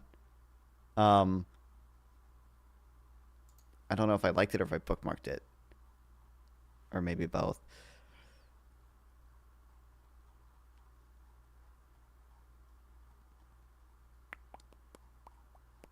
Fuck, I saw this chart of it where the R squared was literally 1. And it's like, you're saying, it's just a, yeah, here it is. Like, like, you're saying this is just a this is not, despite the R squared being 1, despite this formula getting the exact same results as what actually you did, this isn't the formula you used? Like, dog, like, how are you denying this? And then, like, of course they all got community noted. Because of course they did, because they're just lying. Or if they're not lying, they're incredibly fucking stupid. R squared 1 just means it's scientific? Yeah.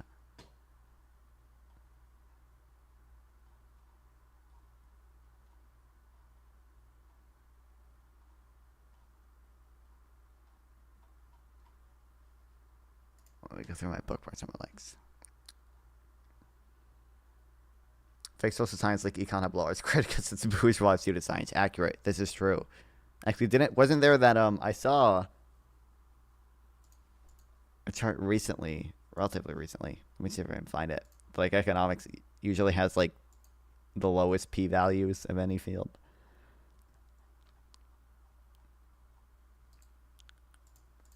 Which, hold on, Catrix, you'll know. Is this a good or bad thing? Because I could kind of see it either way, right? Proportion of reported p-values.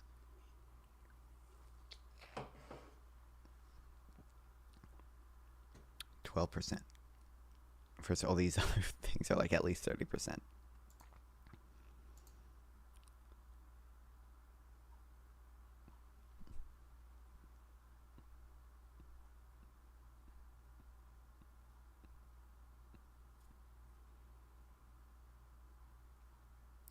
Just as being studied, the model's being used.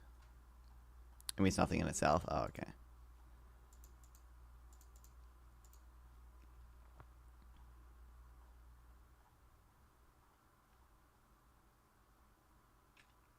Well, this might be a good thing to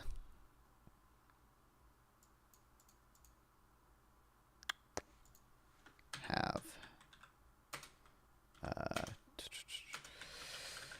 National Associates of Manufacturers. April 2nd letter.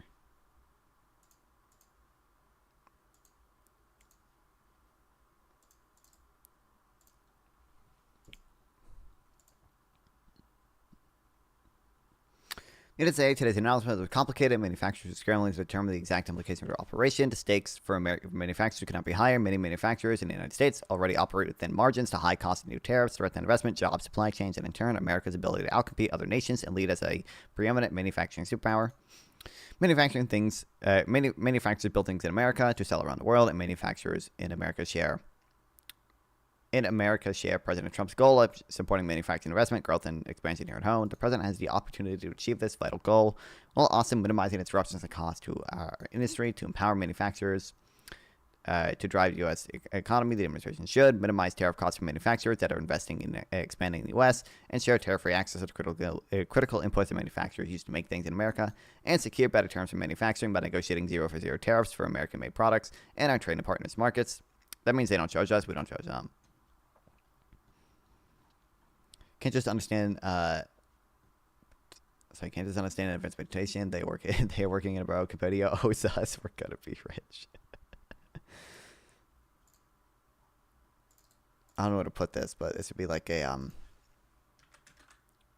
Like what? Like are these people just wrong for thinking this? Like are they just dumb? Do they not see? They don't see Trump's vision for the self-sustaining U.S. manufacturing superpower. And I'm sure these are people like I almost guarantee you, if you scroll through these people's shit, you could probably find pro-tariff stuff in it, just because presumably manufacturers would want tariffs in some industries at least.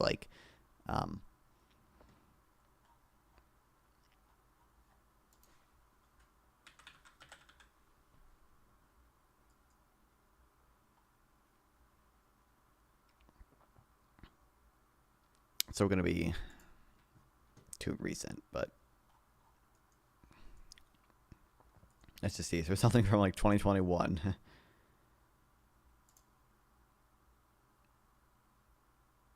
Yeah, time to level the playing field on China.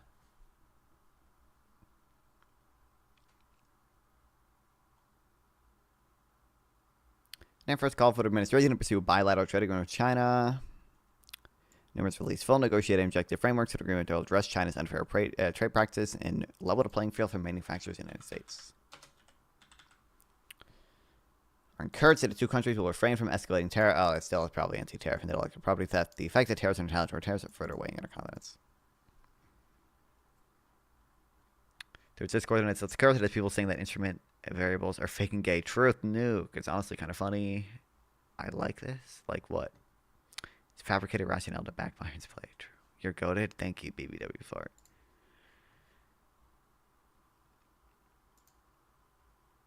Welcome back. Welcome back.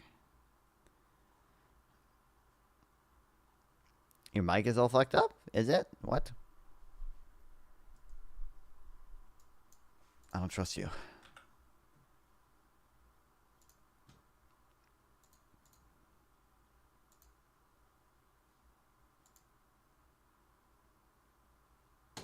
Let's see. Is it fucked up? Let's see. Is it fucked up? Yeah, it's fine. I already sound like a squeaker. Lol, lol, lol, lol, lol, lol, lol, lol, lol.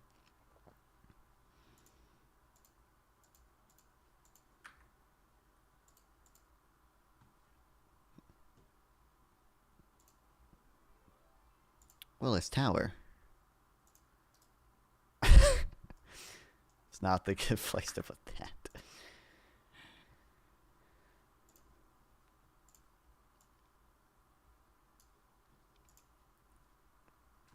Did you watch this yet? Probably not. Probably don't care about it. Is everyone ready for the happiest shoot on Earth? Yeah. No, I think I might get coffee striked if I watch this. I don't know. The real Jubilee coffee strikes you, but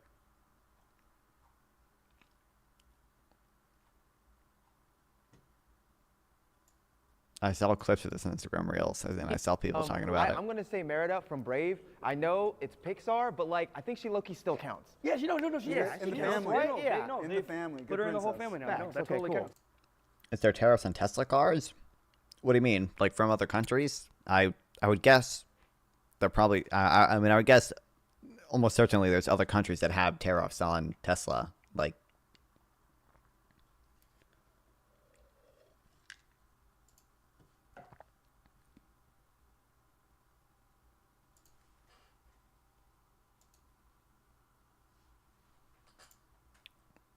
No, to buy a car, like here, you can't put tariffs on your own domestic.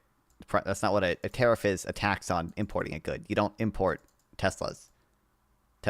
From my understanding, most Teslas are made here. Now there are going to be tariffs, presumably, on the imported goods to make the Tesla. So, obviously, I think the final assembly for Teslas is done here. What percent of Tesla is made in U.S.? But presumably a lot of these inputs are going to be tariffed. At least 20% to 25% of Tesla parts are imported from other countries, according to a document from National Highway Traffic Safety Administration. Another 60 to 75% are produced in the U.S. and Canada. Damn, I'm paying more for Tesla now too. W. Yeah.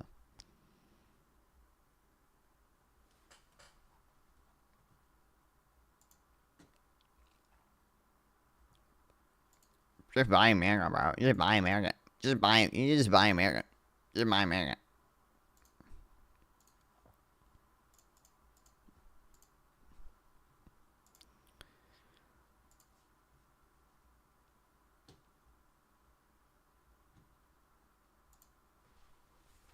I'm gonna fucking shoot myself, bro. I just.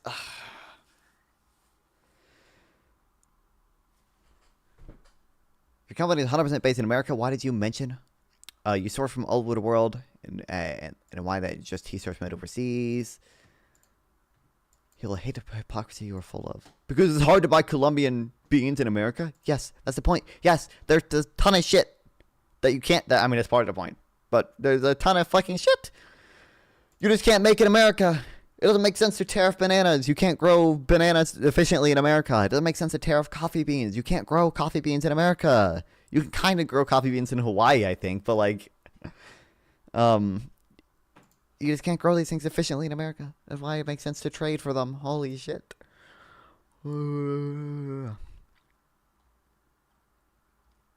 Okay. God, I swear there was an article about this that I had saved. Maybe there wasn't. Maybe it's in the React Today thing.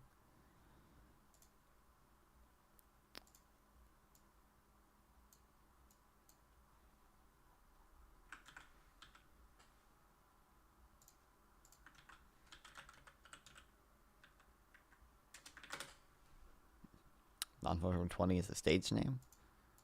I mean, in a way it is.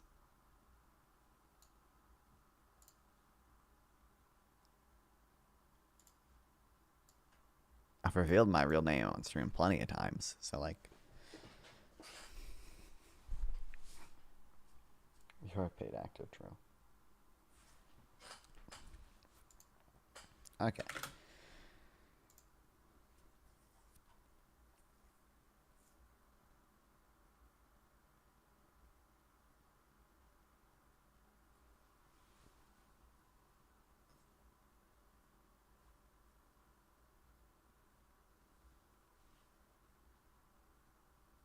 I don't need to. Should it be a heading? We'll make this a toggle heading 3 because it's not much to say.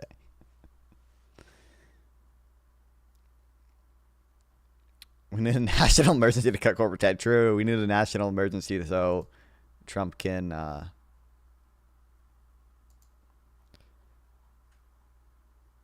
institute a DBCFT.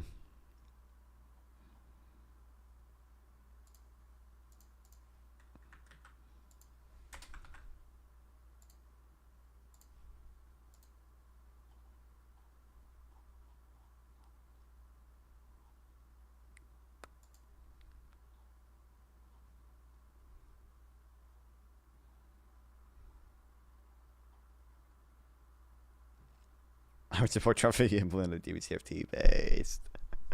That's the one thing stopping me from throwing my support behind him.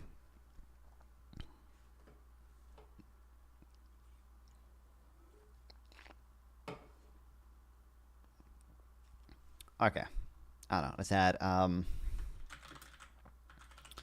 formula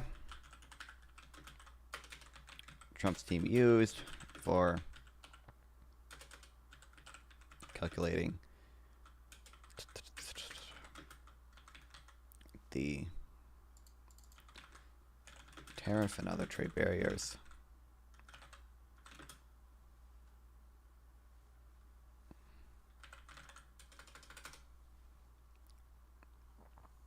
I don't know, where's this original tweet?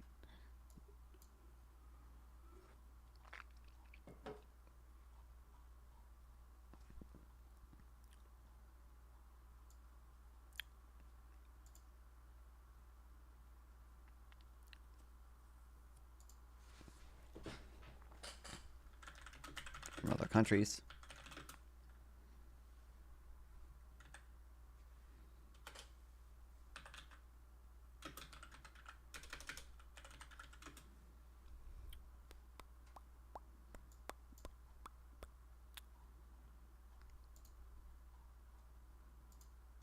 So glad it got community noted.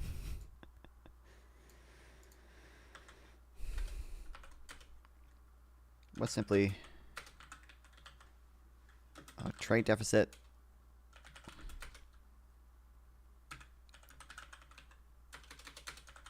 Over imports.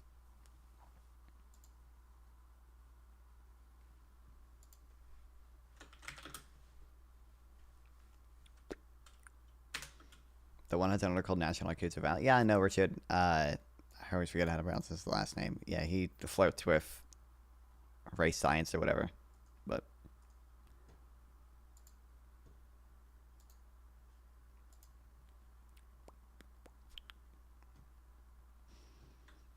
but what can you do? We're not all perfect.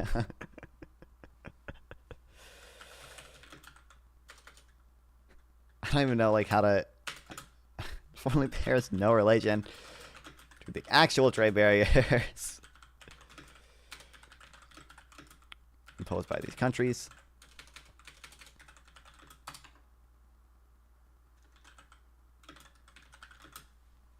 Oh, I didn't know they did. I know this guy like has some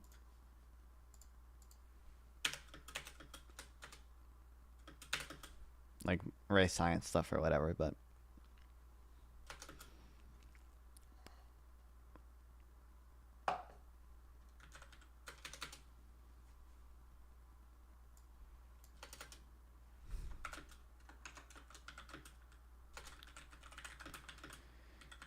equation was dressed up with Greek letters, but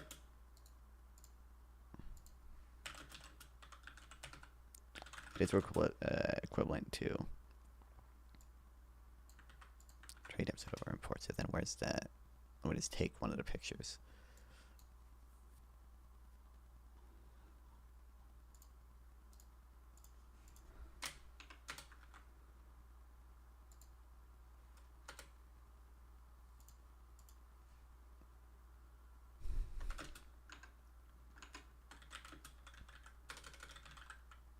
Despite right here, I think I'll put it on here. For example,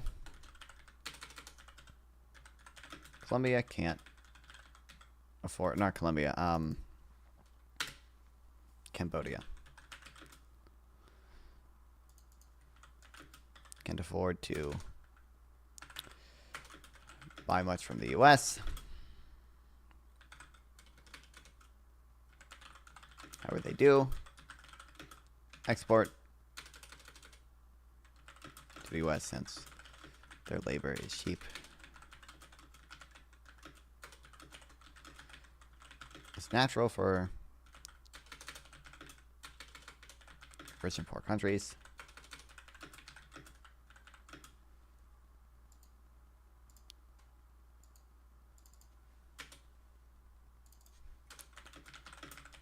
to have this relationship. Now let's add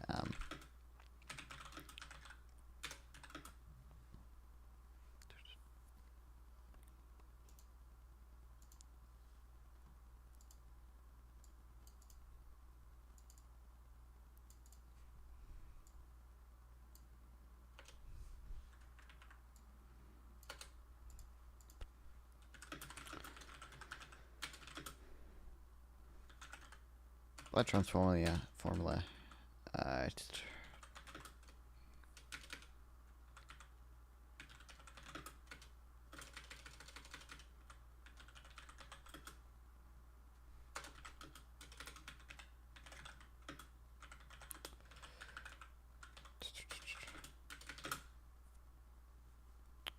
Against a supposed 97% trade barrier.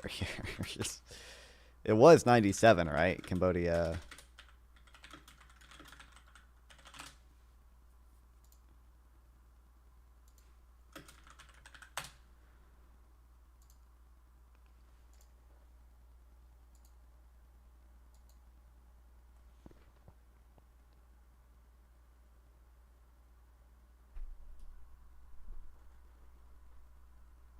Yeah, Cambodia, 97%. Like, Laos get your shit. No, Laos is only 95%.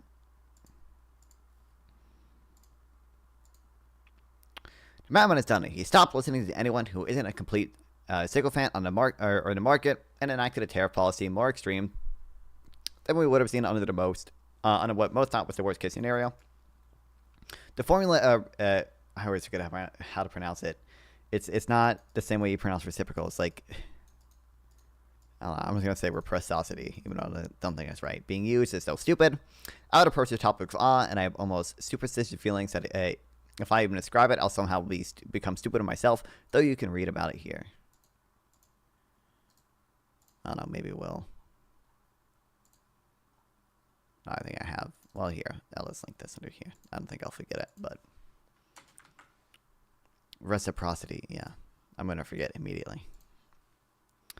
I don't think this ship can correct course. The Trump movement has been selecting for loyalty to Trump above all else, and we're seeing the results. As Vice President Vance said during his trip to Greenland, we can't just ignore the president's desires. Trump is not only wrecking the economy, but it's notable how the people around him and his base are relatively muted. On a vote to end Canadian tariffs, only 4 Republican senators joined Democrats in rebuking Trump, even though many more certainly know better. The effort will go nowhere in the House, even though it will likely be Republicans' interest to take a stand and try to force the president to take a less self-destructive path.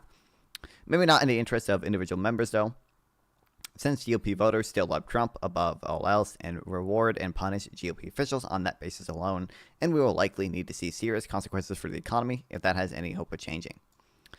As unique as Trump is, however, I think there is a broader lesson here about the dangers of populist governance. Shortly before the election, Noah Smith wrote that Trump is a kakistocracy. The word kakistocracy means ruled by those least suited to govern. His argument, similar to one I made before, is that Trump only cares about loyalty, and a movement that prioritizes loyalty as a single extremely flawed man is going to facilitate the worst people rising to the top. Practically every high-ranking official in Trump's first term ended up hating the man, even saying so officially, with the only exceptions being those who ended up in legal jeopardy. Decent people have principles beyond seek power or kiss up to Trump, which means that they are unlikely to remain in good standing with MAGA. I think he's right about the Trump movement, but what's happening here has precedents abroad, and it's worth noting. It's well worth thinking about the larger pattern we are seeing across the globe.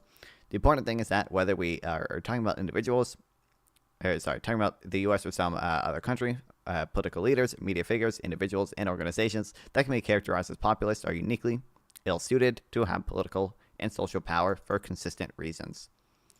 Recall my definition of populism as a movement that blames elites for social problems, champions aesthetics and values more common among the masses and elites, and assigns status to individuals based on a direct connection to mass audience of voters rather than success within established institutions. It is not simply the case that Trump is less competent and more dishonest than other corrupt politicians. Populist podcast hosts like Candace Owens, Tucker Carlson, Joe Rogan provide much worse informational content than the established news outlets. They may be more entertaining to people, which is why they have such large audiences in the first place, but they are worse according to any defensible journalistic standard one might hold. Similarly, you're on average much better off listening to the American Medical Association's guidance than a doctor who simply has a large social media following. We don't have to speculate here. As we can look to the records of populists abroad, there's a large body of political science research showing that populism leads to worse outcomes. Hong Kong academic Dong Zhang, can't figure out how to pronounce it. What's up with Conaway? I'm going to vote for Trump in 2028 based. As long as he does listen, if you think about it, tariffs are a consumption tax, and you're in favor of a consumption tax. All right.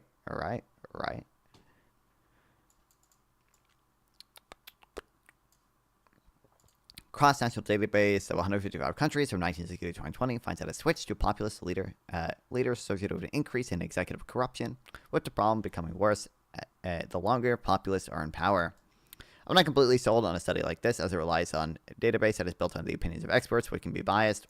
Measuring corruption cross-nationally is difficult, especially since the entire concept is sort of fuzzy. Leaders take pains to hide it, and perceptions must depend on the efforts put towards uncovering it. Finding data on economic outcomes, however, is more straightforward, and the results are unambiguous. Well, share. A paper by Funke et al. Published in the American Economic Review. I feel like I've seen this study before. Between 1990 and 2020, populist role is associated with 10% lower GDP per capita compared to a plausible counterfactual. See that, Econoboy? The authors don't use the exact same definition of populism I do, but note that there seems to be more disagreement on the definition of populism in the literature on who the than on who the populist leaders actually are. What this means is that while the question of how we define populism might have some theoretical significance, practically an approach of "I know it when I see it" is good enough, because a wide range of observers agree on which leaders qualify. Cross-national empirical research should usually be taken with a grain of salt, since economic growth is a pretty straightforward variable, there is a remarkable level of consensus among scholars about which leaders should be called populist, and there aren't too many assumptions we have to make in an analysis like this. In Trump's second term, we are seeing in particularly vivid form how a populist leader can wreck the economy and degrade institutions, making the results even more believable. Funke, something like that, et al. Published a paper after the first Trump term in which the economy was pretty good until COVID, but the second Trump administration has shown what happens when a populist leader is no longer surrounded by establishment figures and is allowed to completely indulge in its own instincts. Interestingly, populists have bad economic outcomes. Having bad economic outcomes is true for leaders of both the left and right, even though the latter is worse. Wow. I don't know if I care to read this whole thing. I was just curious on the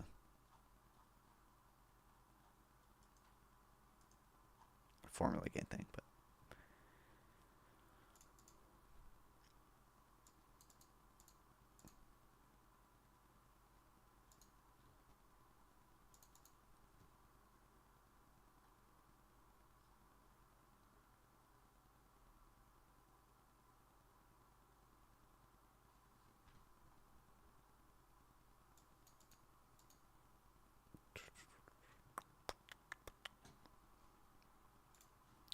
I think we'll probably. There's gotta be. That's such a horrible format. It's gotta be better. I don't know. It might be fine, but.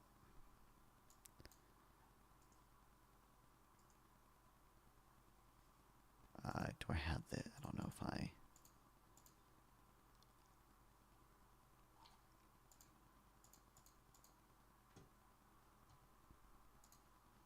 Fuck. Okay, I think we'll read that in a second, and then I think we're gonna start with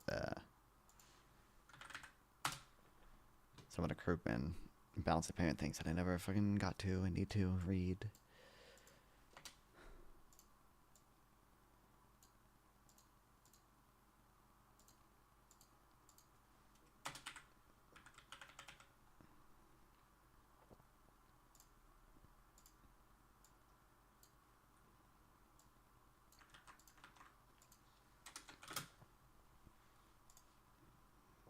Balance of Payments Primer Part 1. I told you guys this. This is the second time Paul Grubin has copied me, okay? Because I was going to write this blog post before he did, and I was just too lazy. The first time, though, I actually did get around to writing my fucking blog post before him, okay? I wrote the, not fun.dg, not fun.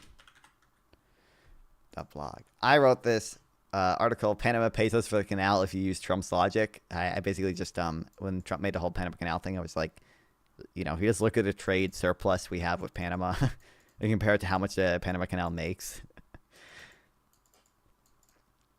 they're actually on net subsidizing us still. But I even fucking adjusted for the quarter or whatever. I had to align a fiscal year with the calendar year. Okay, Krugman didn't even do that. I had to go through the Census Bureau data. I had to go month by month and add up the data from September to October. Like,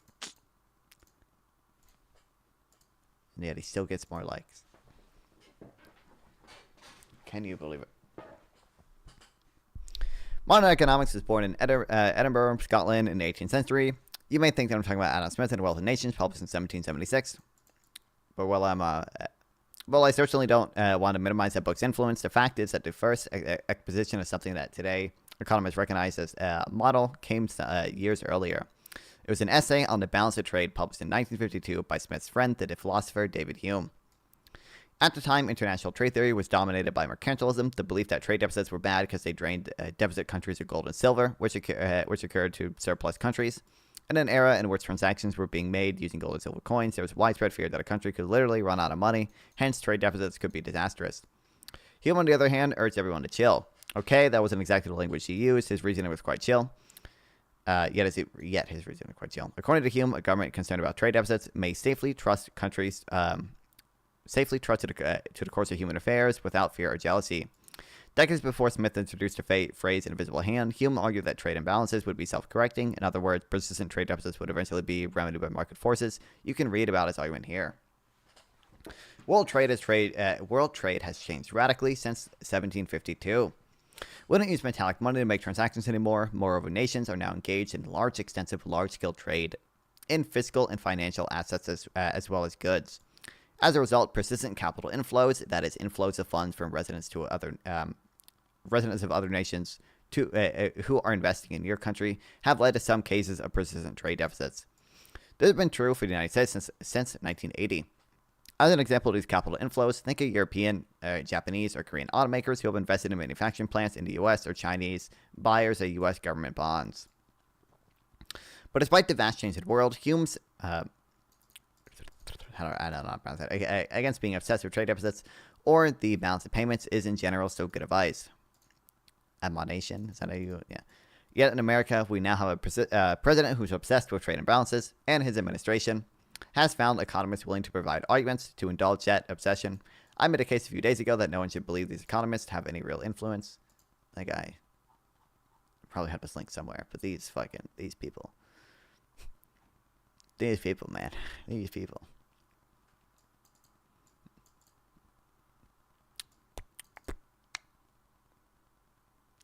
The arguments are being used the way a dunker would use at a lamppost for support rather than illumination. Still, those arguments are out there, and a number of readers have asked me to provide a balance of payments primer for both general understanding and to give a sense of where the room is for rational disagreement. I was going to talk about the role of the dollar as a reserve currency and how that plays into the story, but this post was already getting too long and intricate, so that will have to be a follow-up post probably next weekend. Beyond the paywall, I'll discuss the following: how the balance of payments works and why net capital inflows necessarily imply trade deficits, how America became a deficit nation. Balance of payment essentials. All economic transactions. Hold on, wait, I should be on the reading scene. I'm stupid. There we go.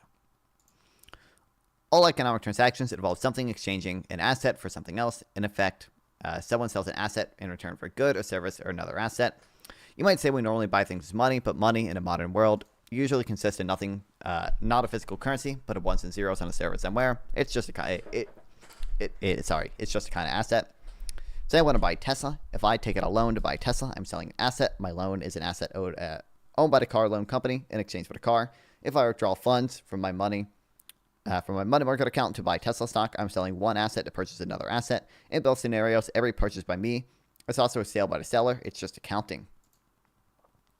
Trade deficit in our currency is too strong. Industrial policy, progressive taxation to get international policy right. Hidden trade is way is goofy. I'm not even convinced that. First of all, I don't think a large part of the trade deficit is because our dollar is too strong. I think a lot of it is just because we're a really fucking good place to invest, and also our consumers are super fucking rich and can afford to buy, and not can afford to buy, but want to buy a ton of cheap junk from other nations. I don't want to demean it as cheap junk because that's what the a lot of stuff we import from other goods is actually pretty important and essential and everything. But I don't know how much of a trade deficit is really because of fucking the dollar being overvalued, supposedly. All I need to know is that Krugman argues it isn't because of that, and I trust it. And everything he says is correct, right? So.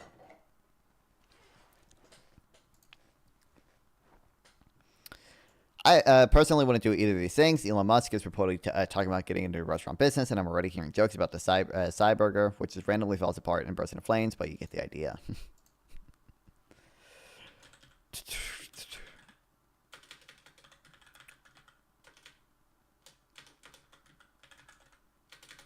Economic transactions.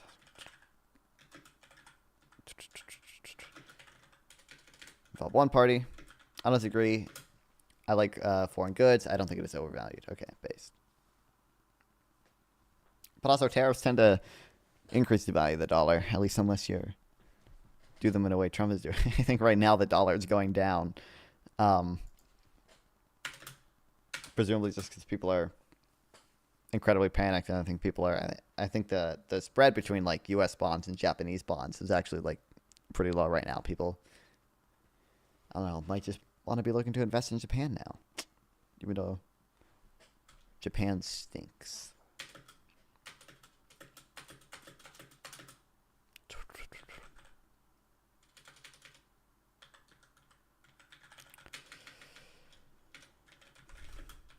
Giving up an asset for something in return.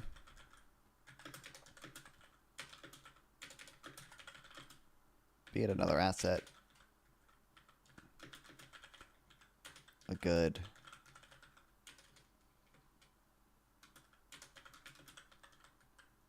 or service.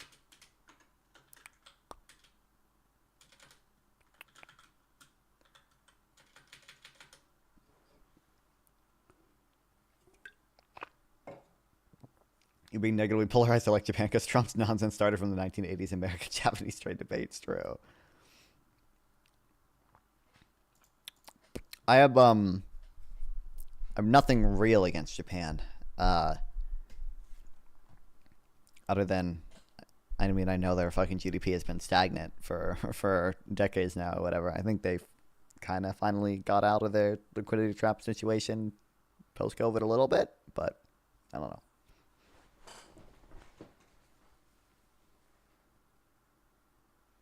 Wouldn't have to go down because of short-term production hits because of... Sorry, wouldn't have to go down because the short-term production hits because of the cost of manufacturing increases. All this kind of makes... all this is kind of throwing a wrench in the machine running at full speed. Yeah. It's just that generally... I mean, generally, if you tariff stuff, you know, the demand to hold dollars falls, basically, and that makes that... That's going to increase the price, right? But... Or sorry, the supply of people buy less imports. That reduces the supply of dollars in a foreign exchange market, and that's going to cause there. Yeah.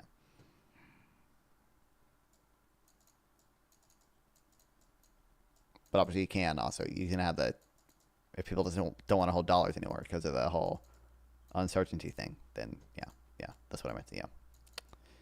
Anyway.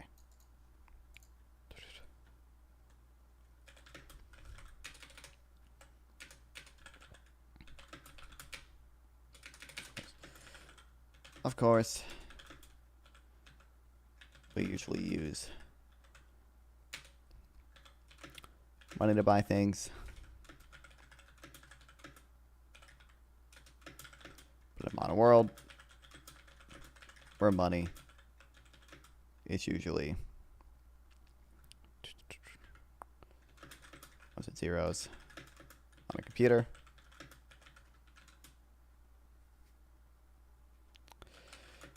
It's just a type of asset.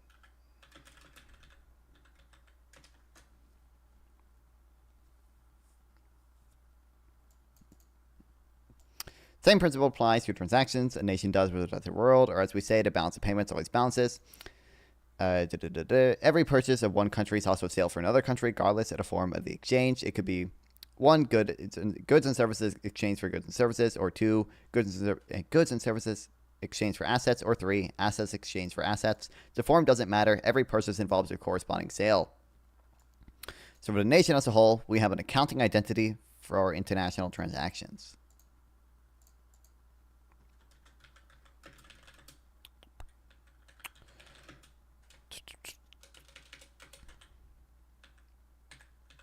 Transactions between nations follows the same principle.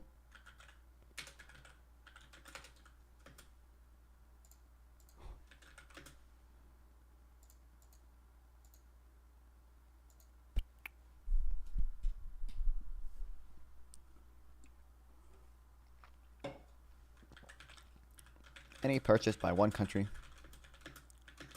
is a sale for another country.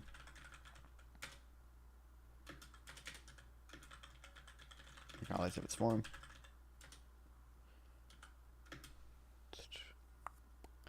Could be 1, goods and services exchange for goods and services, or 2, goods and services exchange for assets, or 3, assets exchange for assets.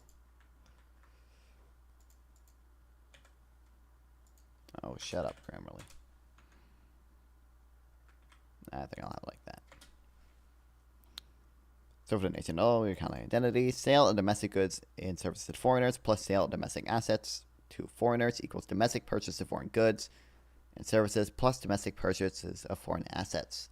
If we looked at a highly simplified example in which only 2 countries in the world are the US and China, you might say that sale of US wheat to China plus sales of US Treasury bills to China is equal to US purchase of Shein clothing plus US purchase of Chinese socks.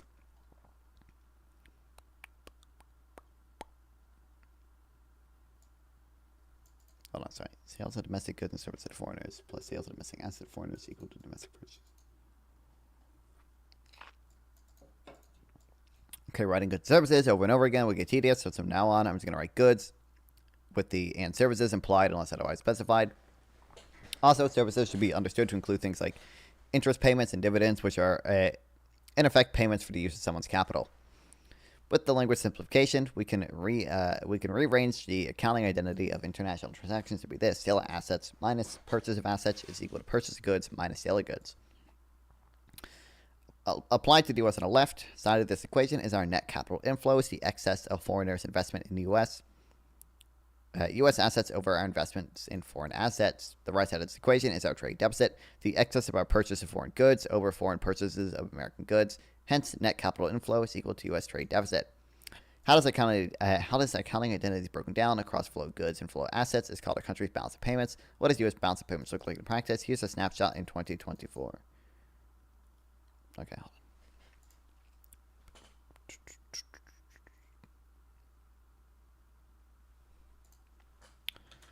So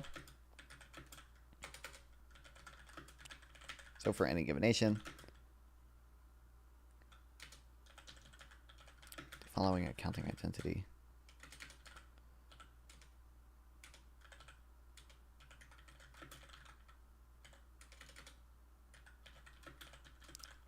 will hold.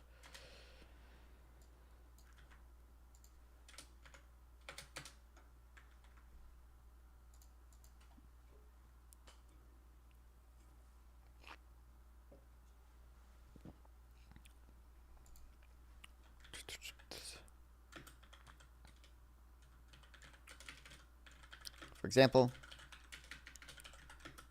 China and the US were the only 2 countries in the world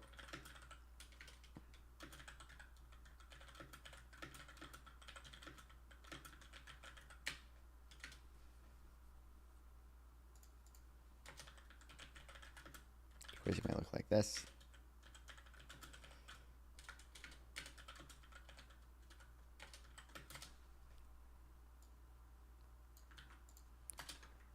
Sale of to China plus sales of treasury bills to China equal to U.S. purchases in clothing plus purchases of Chinese stocks.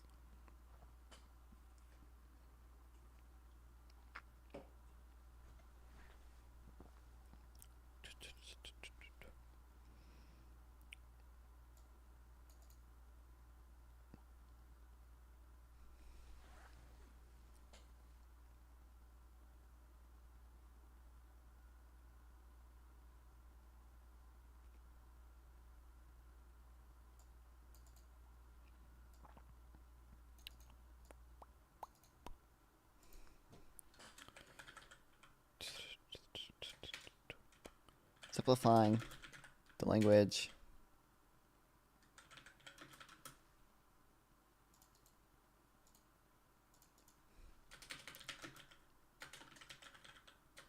So goods includes both goods and services.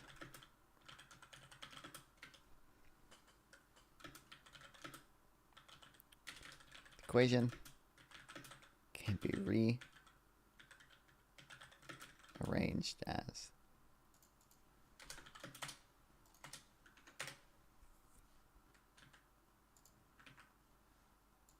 Sale of assets minus purchase of assets is equal to purchase of goods minus sale of goods.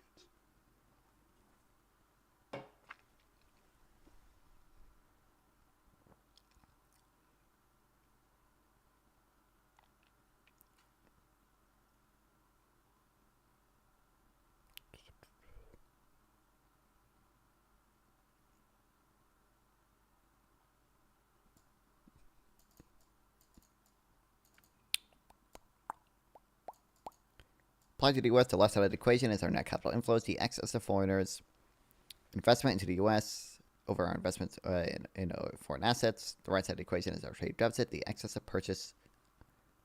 our own purchase of foreign goods over net foreign purchases of American goods.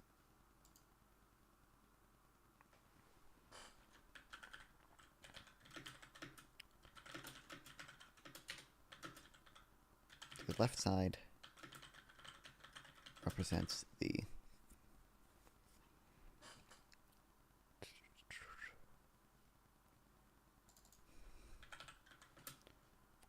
our net capital inflows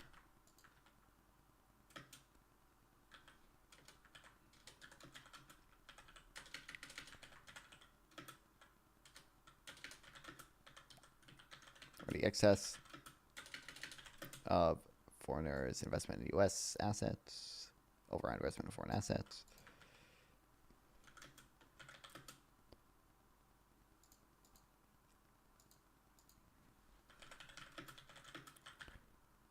The right side represents our trade deficit.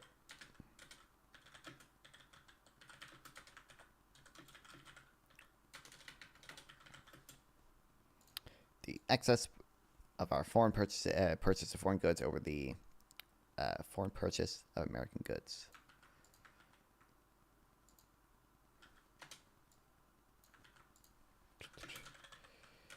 Therefore,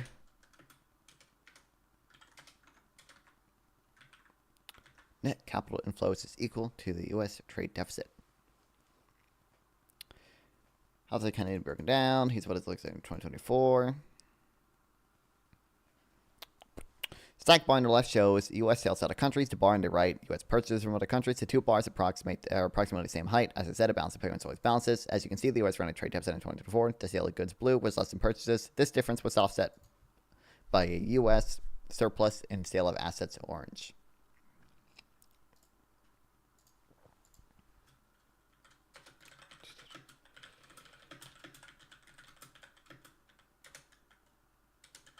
What the U.S. balance of payments looked like in 2024.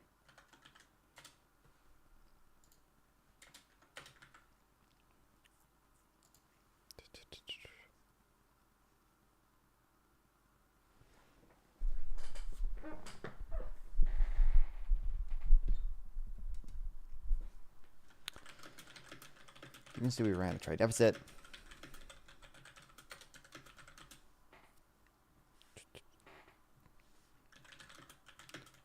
Sale of goods in blue.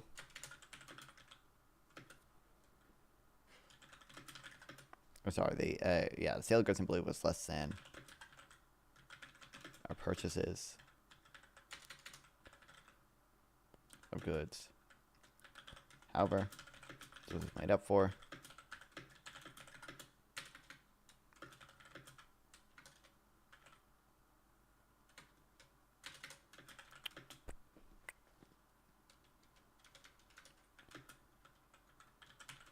Surplus in the sale of U.S. assets.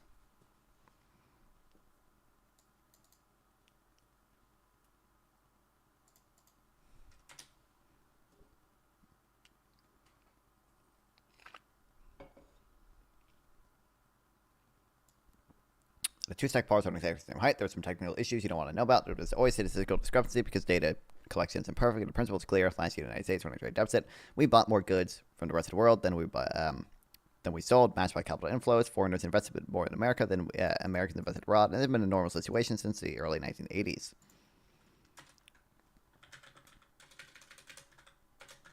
How is that? I mean, I know this, but because data collection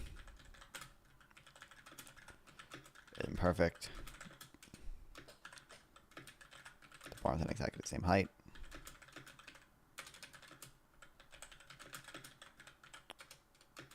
They don't exactly offset.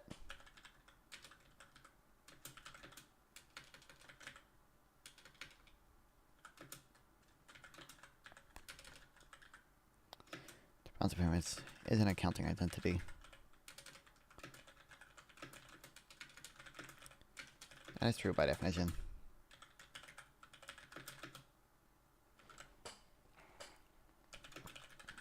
And this simply reflects.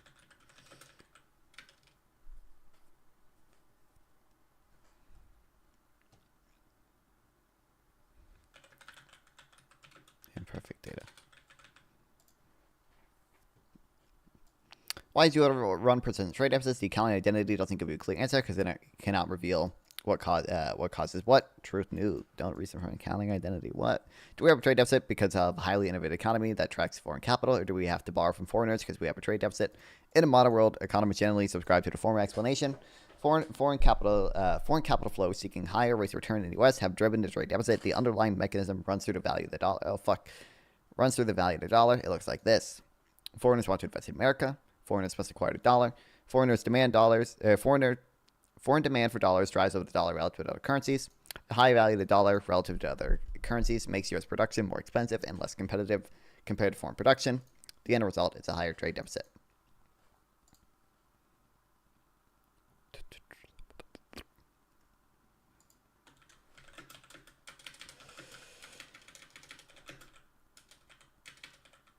The situation has been the norm for the U.S.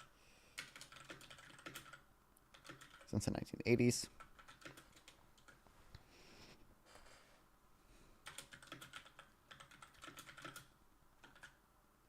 The balance payments is an accounting identity.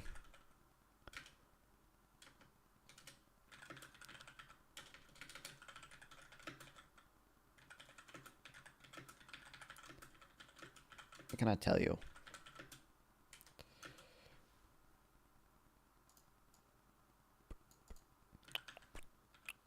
About causality.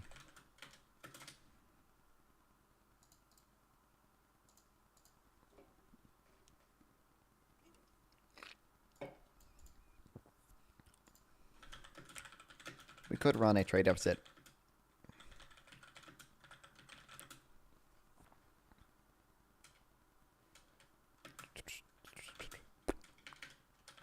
Because we have a highly innovative economy.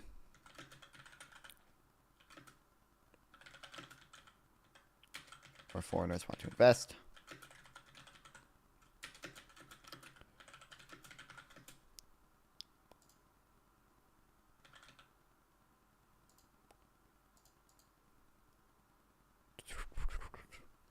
We could have to borrow from foreigners because we have a trade deficit.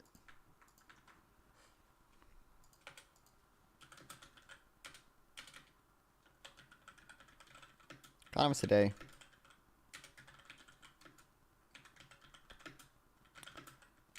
generally agree the first case is more likely.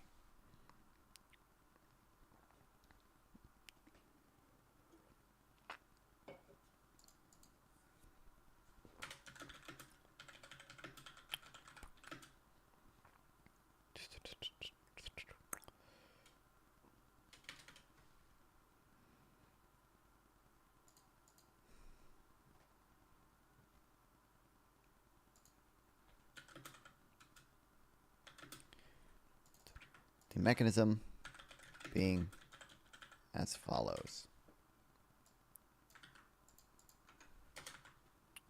1. Foreigners want to invest in America.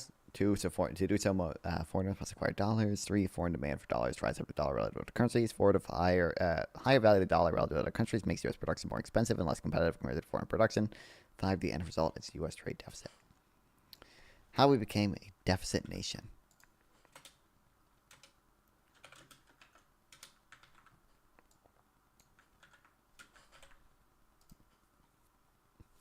Around the end of World War II, up until around 1980, the United States was actually normally running small trade surpluses. These big surpluses at the beginning reflect European nations spending the aid we gave them under the Marshall Plan. Why were surpluses small? Because most countries had controls limiting international private capital flows. Thus, true, there were exceptions, and particularly U.S. corporations were more or less free to export capital to expand their overseas subsidiaries. Does anyone still remember the 1967 bestseller, Defi American, by that guy, in which he warned U.S. multinationals were turning Europe into an American colony based. So why did we begin running large persistent deficits around 1980? Because private capital stopped flowing out of the United States and began flowing in instead. The primary reason was Reaganomics. Ronald Reagan cut taxes while increasing military spending. Reagan had his own coterie of economics, notably Arthur Laffer, who told him what he wanted to hear, that tax cuts would pay for themselves. When it didn't happen, resulting budget deficits drove up interest rates. This in turn precipitated foreign capital inflows, driving up the dollar and resulting in trade deficits. So if you want to blame someone for America being a deficit nation by large, lay it on Reagan.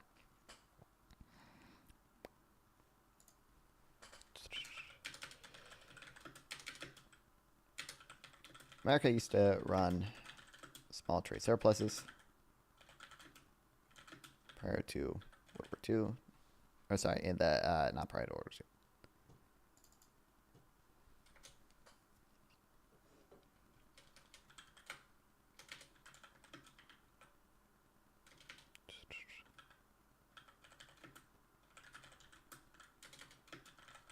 Until around 1980.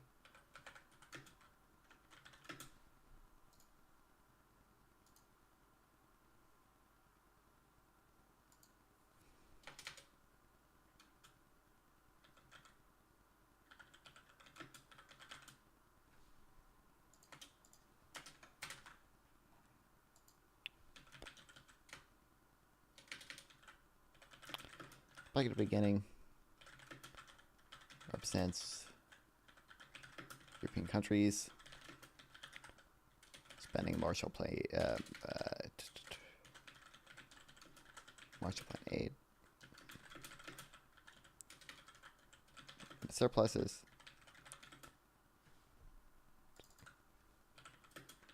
remain small. Afterwards, because most countries had controls limiting international private capital flows.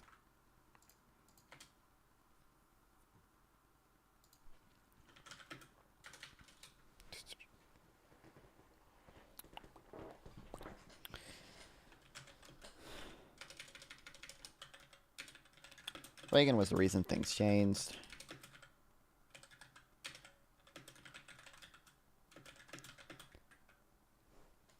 In the 1980s.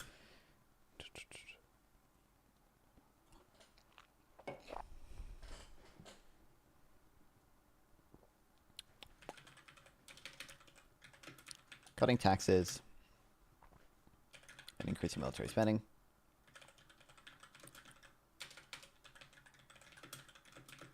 Led to a larger budget deficit. In turn, increasing interest rates.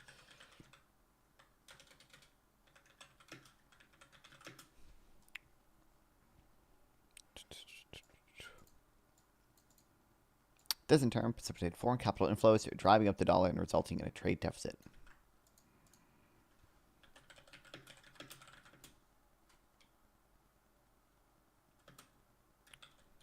Which in turn drove up the value of the dollar.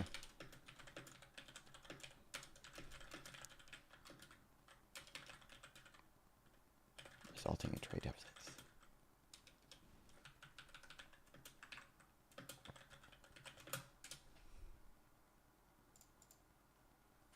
Since the 1990s, the story behind U.S. trade deficits has been a little different. Capital inflows have mostly reflected the fact that the United States offers better investment opportunities than other its economies. As the Dragani report points out, the European productivity growth has lagged the U.S. since the 90s.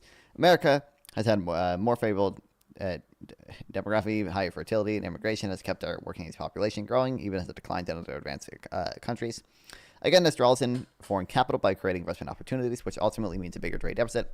I can't help pointing out Trump administration with its wars in science and education and its newfound habit of arresting and deporting foreigners who come here simply because they believe to hold anti-Trump views is making America a much less attractive place to invest, and that, I guess, is one way to weaken the dollar and reduce the trade deficit. But is the trade deficit a problem? Some economists argue that it is. That U.S. trade is distorted by the dollar's role as a principal reserve currency, or it creates artificial demand for U.S. assets. As I wrote the other day, there's no reason to believe these arguments are actually affecting U.S. policy. To the extent that those promoting the Jews play a role in the Trump administration, as it beards people who provide sophisticated-sounding intellectual cover for what Trump was going to do anyway. As it happens, I also believe these arguments are mostly wrong, but this post is already too long, so check it next week for an explanation. I guess I don't know if it's best to have it in the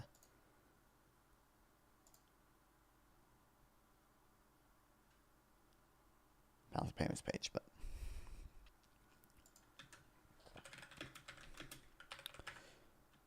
since the 1990s.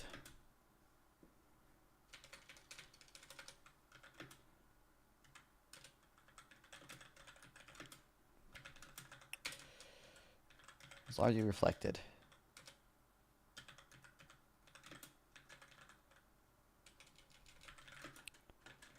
That America has better investment opportunities.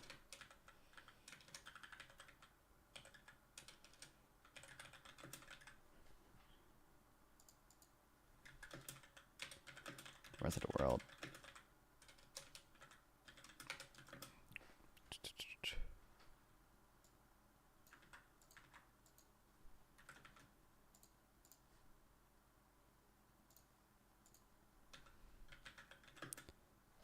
European productivity has lagged behind U.S. since the 90s.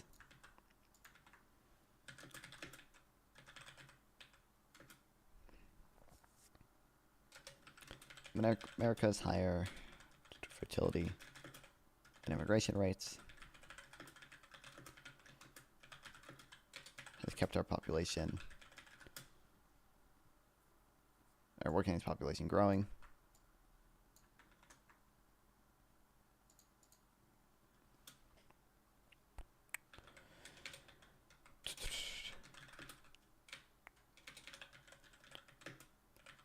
Also, it's declining in other advanced economies.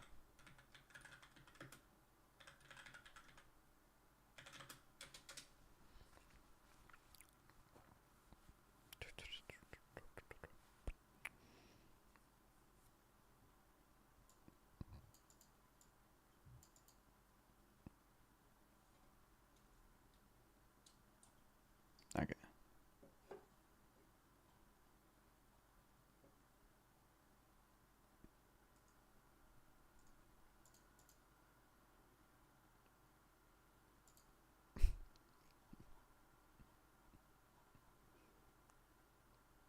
Oh, this might be. So what do you know about how the Trump has arrived at a tariff plan? Trump claimed that his tariff rates imposed on different countries reflected their policies, but James Silverwick soon noted that the tariffs applied to each country appeared to be derived from a crude formula based on U.S. trade deficit of the country. Trump officials denied this. At the same time, the Office of U.S. Trade Representative released a note confirming.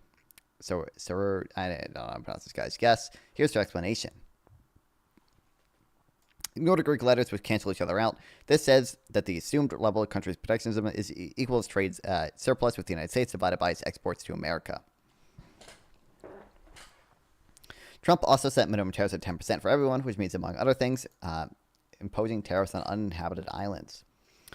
There's so much wrong about this approach that it's hard to know where to start, but one easy thing to point out is the Trump calculation only considers trading goods, ignoring trade and services. This is a big omission. Notably, the European Union runs substantial surpluses if you look at trading goods, but this is largely offset by an EU deficit in services trade. Crazy. So if Trump people had plugged in old trade with EU, not just physical goods, but into formula, they would have concluded that Europe is hardly protectionist at all. Where's this stuff coming from? One of these days, he'll probably get the full story, but it looks like something thrown together by a junior staffer with only a couple hours' notice. That USTR note in particular reads like something written by a student who hadn't done reading and was trying to bullshit their way through an exam. But it may be even worse than that. Different formula is apparently what you get if you ask ChatGPT and other AI models to make tariff policy. And then posted immediately following the Trump announcement, I speculated Elon Musk, Dunning-Kruger kids might actually be responsible for those tariff numbers. That now looks like a distinct possibility.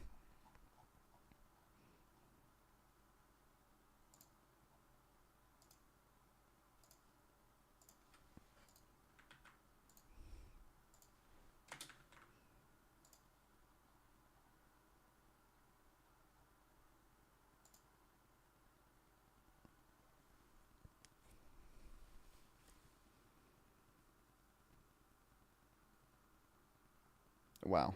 Whoa. Whoa.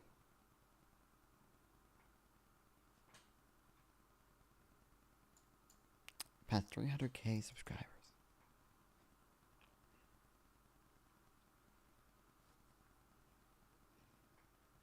I'm curious what that's not paid subscribers. There's no way that's paid subscribers. No way that's paid. I mean, it might be. It's not impossible, but I kind of doubt it. I'm so curious. We were wondering this the other day. How much Krugman's getting paid from Substack.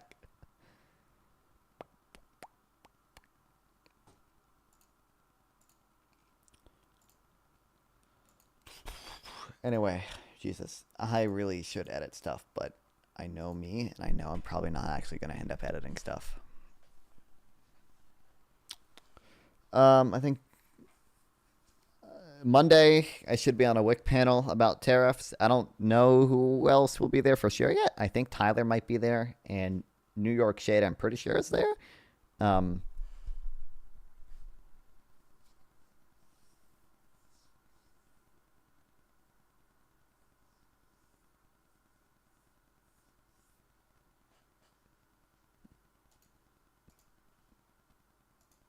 don't know. But I think I probably will stream every day until then, reading boring shit until I think we'll do that panel then, and I'll see if I set up debates with Jason and I don't know if anyone I don't know anyone else fucking defending the fucking tariffs, man. It's like Pentuple will defend them, but he refuses to debate me. The Drew guy defends them. He also refuses to debate me.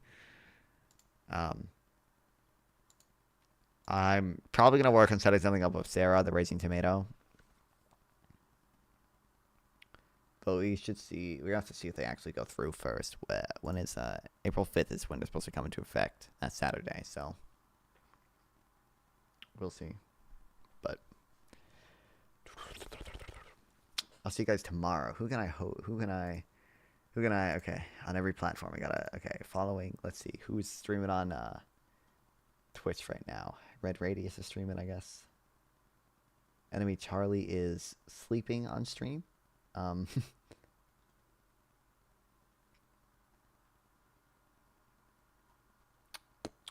don't know, head over to Red Radius. And then on YouTube, customization, redirect ad, search. Head over to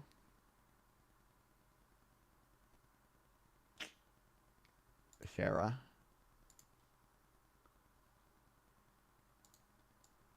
And on Kick,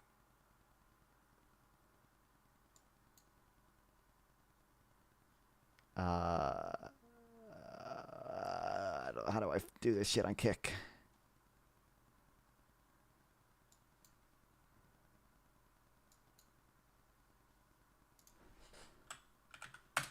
Fuck, I might end up rating on Twitch before I figure out how to rate someone on Kick. I don't know anyone fucking streaming on Kick. Can send you over to just a call.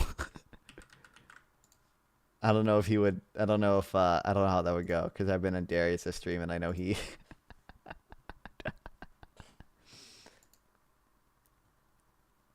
I don't know how that would go. I don't know. Anyway, okay, like 30 seconds. Okay. I'll see you guys tomorrow. To read more boring shit. No one's ever Conway again. Yeah, love streaming. Love you guys watching stream. It should be more fucking tariff debate's coming up, but like I said, half these people who are dumb enough to defend it refuse to debate me on it. So